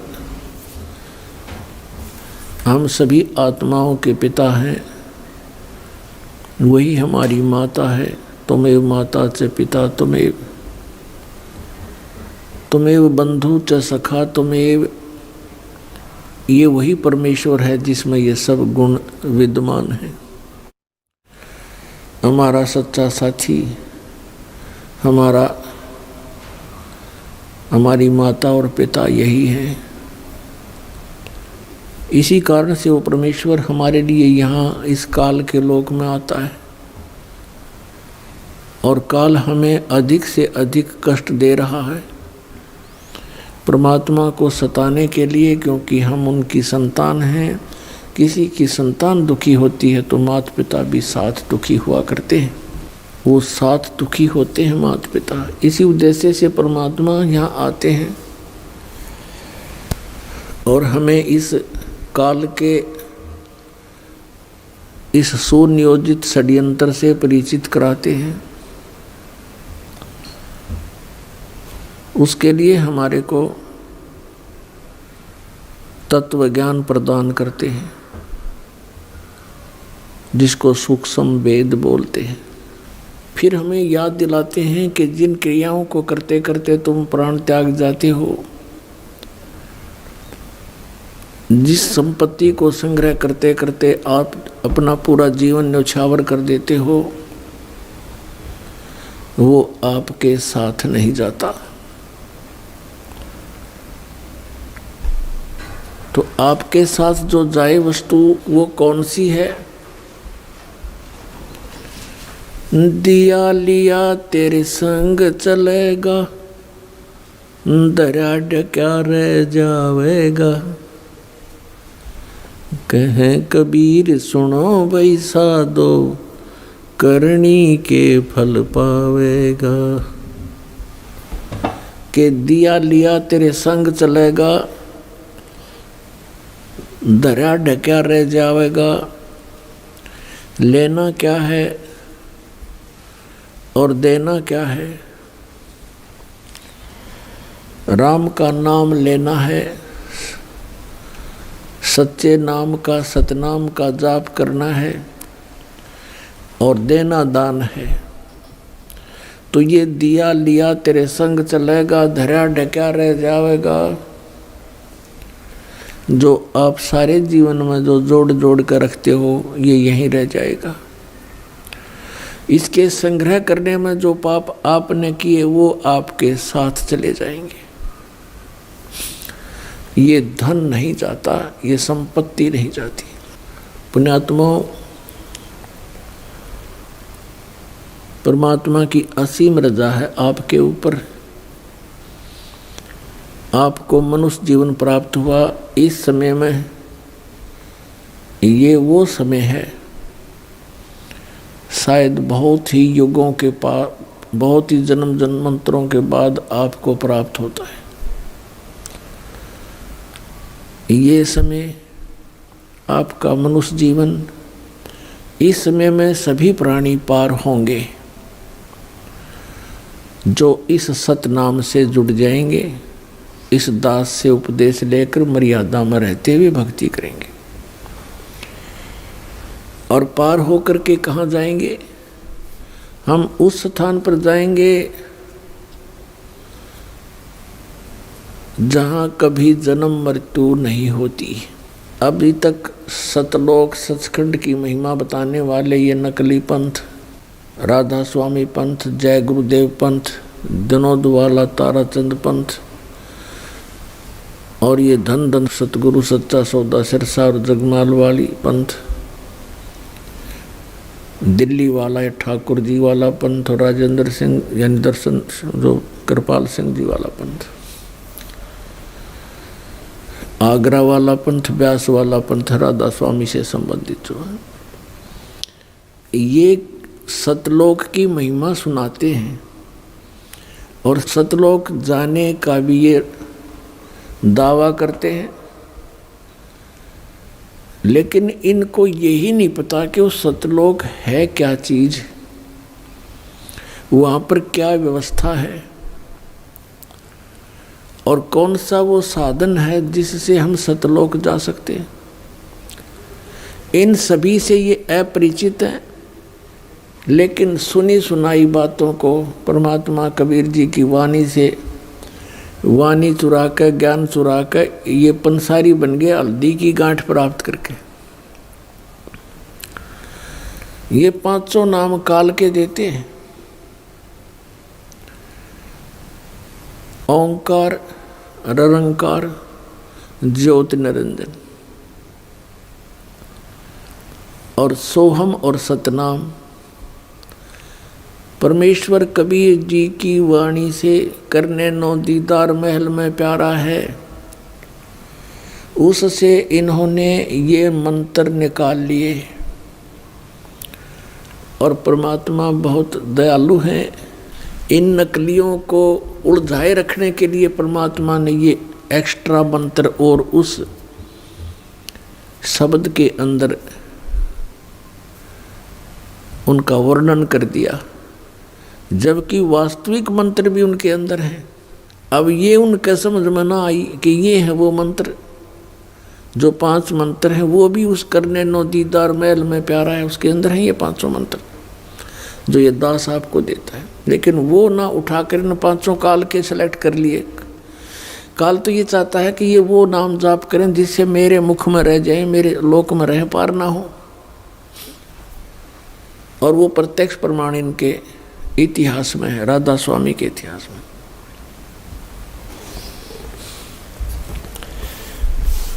अपनात्मा मोक्ष होगा नाम से और पूरे गुरु से प्राप्त करके। नकली गुरुओं से भी नाम लिया हुआ काम नहीं करा जाए। यो सही नाम भी अगर कोई डुप्लीकेट संत अनअधिकारी इसका नाम जाप देता है, उपदेश देता है, तो यूजलेस है वो। इस 21 ब्रह्मांड में इस सतनाम का दान करने का इस दास के अतिरिक्त वर्तमान में किसी को आदेश नहीं है।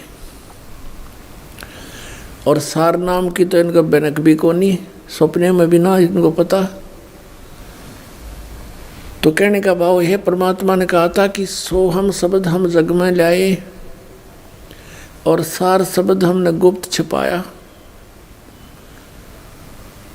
नामा छिपा ओम तारी, पीछे सोहम भेद विचारी, सार शब्द पाया जद लोई, आवागमन बहुड़ नहीं होई। आदरणीय नामदेव जी ये छिपी जाति के अंदर बड़े महान आत्मा हुए हैं। ये पहले ओम नाम का जाप करते थे। ओम नाम के जाप से और पूर्व संस्कारों से इन्होंने मृतक गऊ को भी जिंदा कर दिया था। पत्थर की मूर्ति, ठाकुर जी की मूर्ति को दूध पिला दिया था, लेकिन मोक्ष नहीं होना था। वो दयालु परमात्मा पूर्ण ब्रह्म सत्य पुरुष कबीर साहब उनको मिले, फिर उनको सोहम मंत्र का भेद बताया कि केवल ओम नाम से बात बने नहीं भगत। कहते नामा छिपा ओम तारी, पहले ओम की तारी माने लो लगा रहा था उसमें, और पीछे सोहम भेद विचारी। बाद में पता चला दूसरे मंत्र का। फिर कहते हैं सार शब्द पाया जद लोई, आवागमन भौर नहीं हुई। इसके बाद फिर सार नाम दिया जाता। अब आपको दिखाते हैं राधा स्वामी पंथ के वो मंत्र जो पांचों काल के हैं। अपने आत्माओं दास के इस परोपकारी प्रयत्न को कृपया आलोचना ना समझे, एक महाउपकार समझे इस मानव जाति के ऊपर। जैसे सरकार ने एक बार वो डुप्लीकेट 500 के नोट, किसी व्यक्ति ने 500 के नोट डुप्लीकेट छाप कर दुनिया को ठग रहा था। जब सरकार को ज्ञान हुआ तो ओरिजिनल और डुप्लीकेट दोनों के दोनों सामने दिखाए थे, टीवी पर भी, समाचार पत्रों के माध्यम से भी, और उनका भिन्नता बताई थी कि ये डुप्लीकेट ऐसा है, ओरिजिनल में ये ऐसा होता है। और कोई ये कहे कि सरकार तो आलोचना करती है, तो वो या तो भांग पी रहा होगा या उस ग्रुप का होगा जो डुप्लीकेट नोट बना के दुनिया को ठग रहे हैं। तो दास के इस प्रयत्न को या तो वो लोग ये कह सकते हैं कि ये आलोचना करते हैं जिनकी दुकानें बंद होने के कागार पर आने वाली हैं, या वो कह सकते हैं जो अनजान कति सत्संग सुनते ही नहीं। पुण्यात्माओं, हम तभी तो उस वस्तु को परित्याग करेंगे, उस वस्तु को त्यागेंगे जो हानिकारक है। जब तक हम उसको हानिकारक नहीं मानते तब तक हम उसके साथ चिपके रहते हैं। और अब दास आपको दिखाएगा कि ये डुप्लीकेट मंत्र ये हैं जो काल के जाल में रखते हैं, ओरिजिनल मंत्र ये हैं जो जिन महापुरुषों ने ये मंत्र प्राप्त हुए वो पार हो गए। और वो जो पार हुए वो मंत्र, वो संत उनको ये भी मानते हैं, राधा स्वामी और ये सच्चा सौदा वाले, कि ये वास्तव में पार हुए हैं, और उन्हीं की वाणी का समर्थन भी लेते हैं अपने सत्संगों में। किन किन का?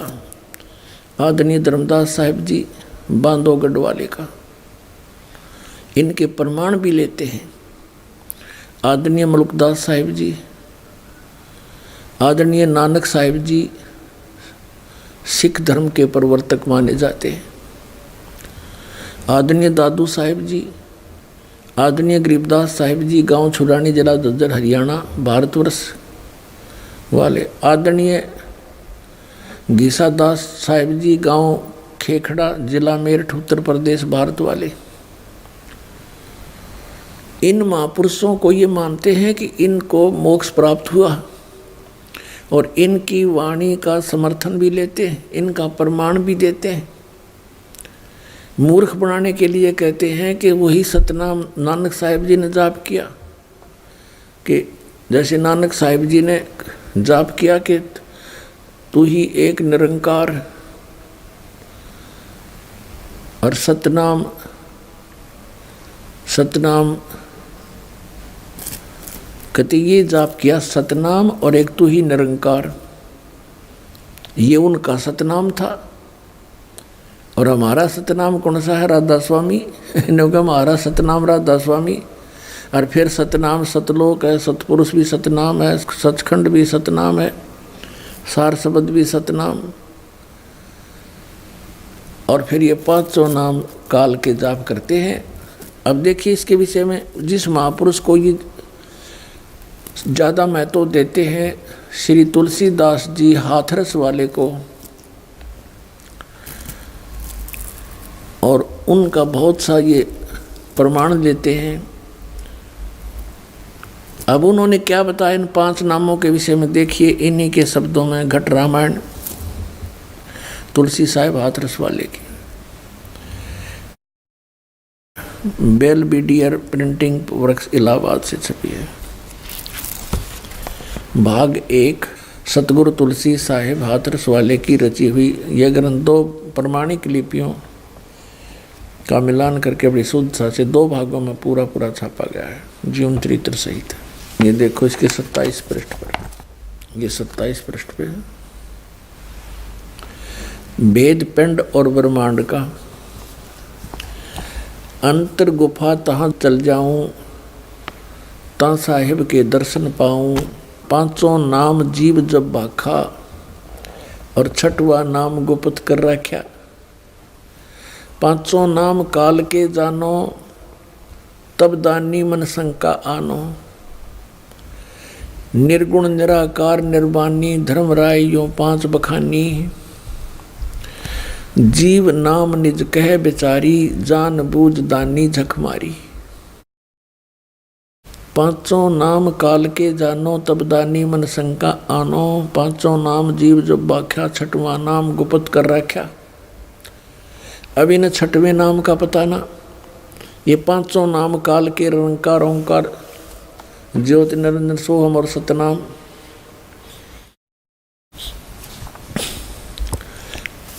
अब यहां देखो, दानी सुन विधि बात हमारी,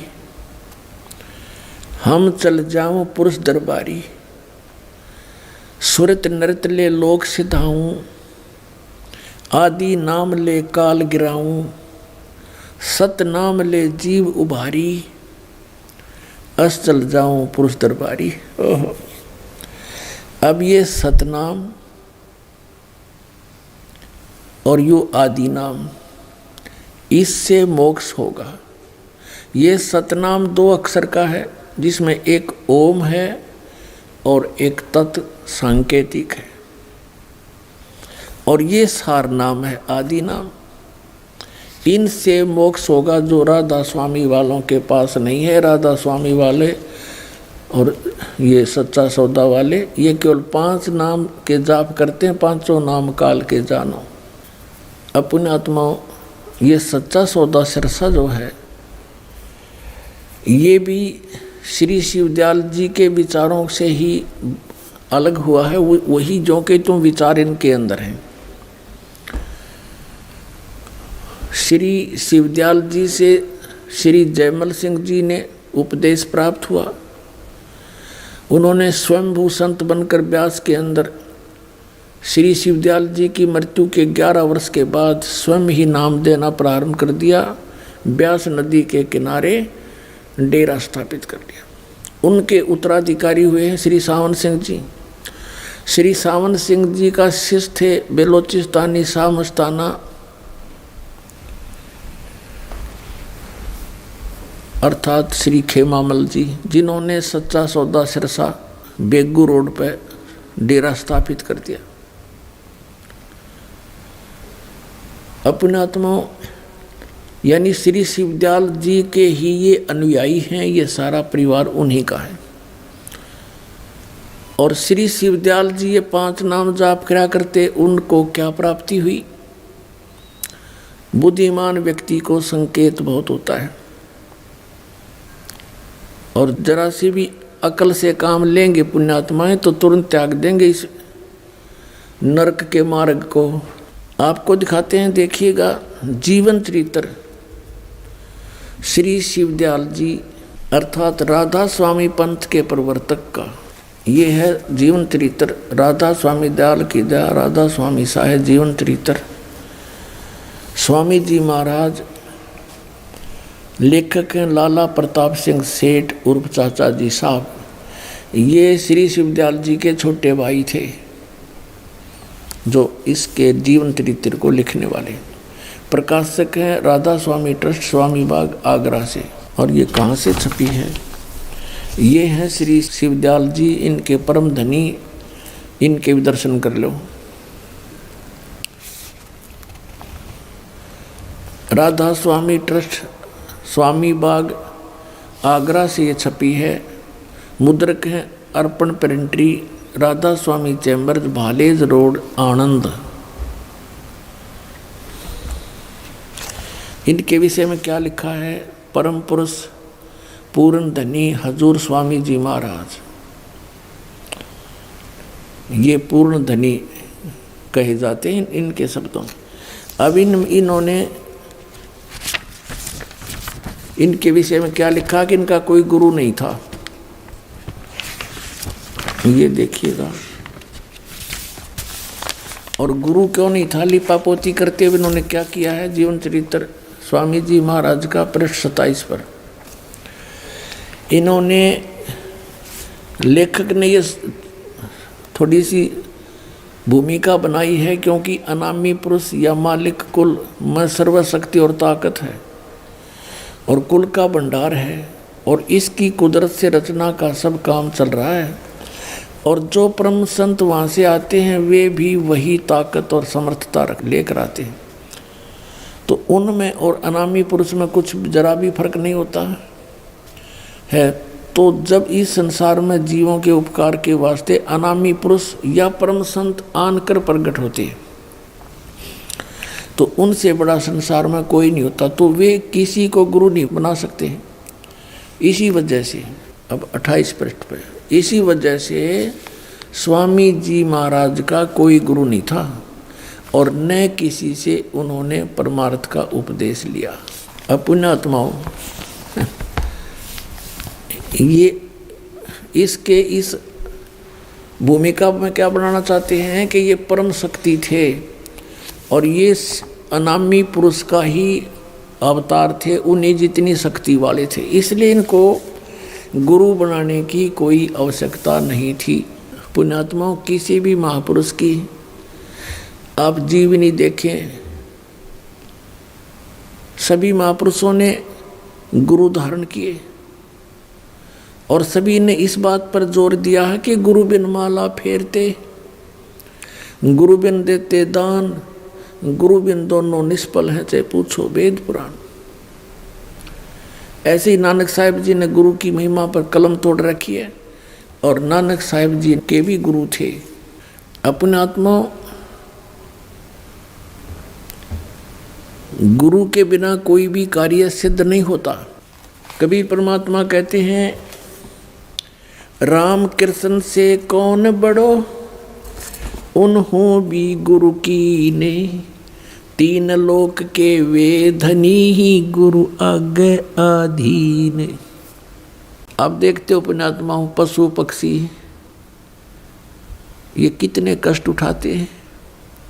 आप देखते हो मनुष्य जीवन में कोई सुखी है? इस झूठे सुख को सुख मान बैठे हैं हम, और परमात्मा हमें याद दिलाते हैं आकर के कि तुम काल के जाल में हो। आप जी को इसने मिसगाइड करके इतना ही सीमित कर दिया आपकी बुद्धि को, संतानों उत्पत्ति, कोठी कार लेना, सारा जीवन ये सोच करके बुढ़ापे में सुखी होऊंगा मैं, बुढ़ापे में मेरा जीवन ठीक कट जाएगा, बढ़िया कोठी बना दूं, बच्चों को सुखी कर दूं, गनाए धन बना दूं। अपने आत्मा बुढ़ापे तक, पहली तो ये बात है कि बुढ़ापे तक आप रहोगे कि ना रहोगे, वृद्धावस्था तक। और वृद्धावस्था होने के बाद फिर सुख कहाँ से? वृद्धावस्था में सपने में भी सुख नहीं है। तो हमारी सारी ही सोच इस टाइप की थी जो हमें केवल दुख दे सकती है, सुख नहीं। बुढ़ापे में कभी तो जाड़ पड़वानी, कभी आँख बनवानी, और कभी कोई बच्चा कुछ बोल रहा है, कोई पुत्र वधू कुछ कह रही है, कहीं पौत्र को कोई गड़बड़ होगी, कहीं पौत्री का गड़बड़ होगी, कोई देवता मर गया, कोई देवती मर गई। तो ये सब कष्ट उस व्यक्ति को होते हैं जो वृद्धावस्था प्राप्त कर चुका है। और सोचा नहीं होता बुढ़ापे में सुखी हो जाऊंगा, इब तो धंधा करके बच्चा ने पाल पोष दूं। तो पुण्यात्मा बुढ़ापे में तो जिए जानेगा जिसा सुख होगा तुम्हें। तो इसलिए परमात्मा हमें याद दिलाते हैं कि जिस प्रोसेस में आप अपना सारा जीवन न्यौछावर किए बैठे हो, ये आपकी महाभूल है। इसके साथ साथ और भी कार्य आपका एक अनिवार्य है, वेरी इम्पोर्टेंट है, उसको तो आपने शुरू ही नहीं किया। अब जैसे हम देखा करते थे, बुजुर्ग आपस में बैठ कर बतलाया करते थे, क्या कहते थे, और भाई कुशल हो, तो वो कहता था मौज हो रही है, कत्ती ठाठ हो गए, 2 बेटे थे 2 बेटी, सबका विवाह कर दिया, पुत्र पर भी पुत्र हो गया, पुत्रियों पर भी पुत्र हो गए, और बस मेरा तो जीवन सफल हो गया। अब बेशक उठा ले भगवान मने, मुझे बेशक उठा ले परमात्मा, मेरा काम पूरा हो गया। अब इस तत्व ज्ञान की रोशनी में पता चला कि खाक पूरा हो गया तेरा जीवन।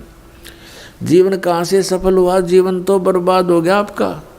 और जो कुछ भी आपको प्राप्त हुआ ये तो पूर्व प्रारब्ध में आपका लिखा हुआ था, आपका किया हुआ नहीं, आपका चाहा हुआ नहीं। जैसे संतान होते ही एक ऐसी हमारी मन में काल ने ऐसी प्रेरणा कर रखी है कि हे भगवान, बच्चा हो और पुत्र हो, पहला पुत्र हो फिर पुत्री बेशक हो जा, ऐसी टेंडेंसी श्लोक वेद से हमारी बनी हुई है जो बिल्कुल व्यर्थ है। अब विवाह हुआ, प्रथम लड़की होगी, फिर सोचा ये भगवान दूसरा तो पुत्र होना चाहिए, दूसरी भी कन्या होगी, फिर कहा हे भगवान तीसरा तो पुत्र हो, तीसरी भी कन्या होगी, चौथी आशा पुत्र की थी, चौथी भी कन्या, पांचवी भी कन्या होगी। तो क्या आपका किया हुआ या आपका चाहा हुआ? नहीं, जो आपकी किस्मत में था वही आपको मिला। तो आप कहते हो कि मेरा जीवन सफल हो गया, ये तो आपका होना ही था। आपने जो इस जीवन में एक इम्पोर्टेंट कार्य और करना था, अनिवार्य कार्य करना था, वो तो तुमने स्टार्ट भी ना किया। इसकी याद दिलाने के लिए परमात्मा सतलोक से आते हैं। यहाँ के भगवान और यहाँ के ये संत हमें केवल इस माया में ही डबोते हैं, इसी में डालते हैं, हमारे को बाहर निकाल नहीं सकते क्योंकि इनकी पावर नहीं। वो तो स्वयं आते हैं या अपने ही संत बना करके यहाँ भेजते हैं, अपनी भक्ति शक्ति से चार्ज करके भेज देते हैं, और फिर वो संत ये काम किया करते हैं। नहीं, आम संत की कोई औकात नहीं जो काल के सामने इस प्रकार का कोई कदम उठा ले। अब क्या बताते हैं परमात्मा, हम सुल्तानी नानक तारे दादू को उपदेश दिया, जात जुलाहा भेद न पाया वो काशी माहे कबीर हुआ, गोता मारूं स्वर्ग में जा बैठूं पाताले, गरीबदास ढूंढता फिरूं अपने हीरे मोती लाले। परमात्मा कबीर साहब कहते हैं कि गोता मारूं स्वर्ग में और जा बैठूं पाताल, कह कबीर ढूंढता फिरूं अपने हीरे मोती लाल। अब जैसे आपको कल सत्संग के अंदर दिखाया था, रूबरू करा था उन पवित्र सदग्रंथ वेदों से, उसमें क्या लिखा कि परमात्मा ऊपर ध्युलोक यानी तेजो में शरीर में और तेजो में लोक में राजा के समान विराजमान है, और वहाँ से गति करके नीचे आता है और बहुत अत्यंत गतिशील पदार्थ के समान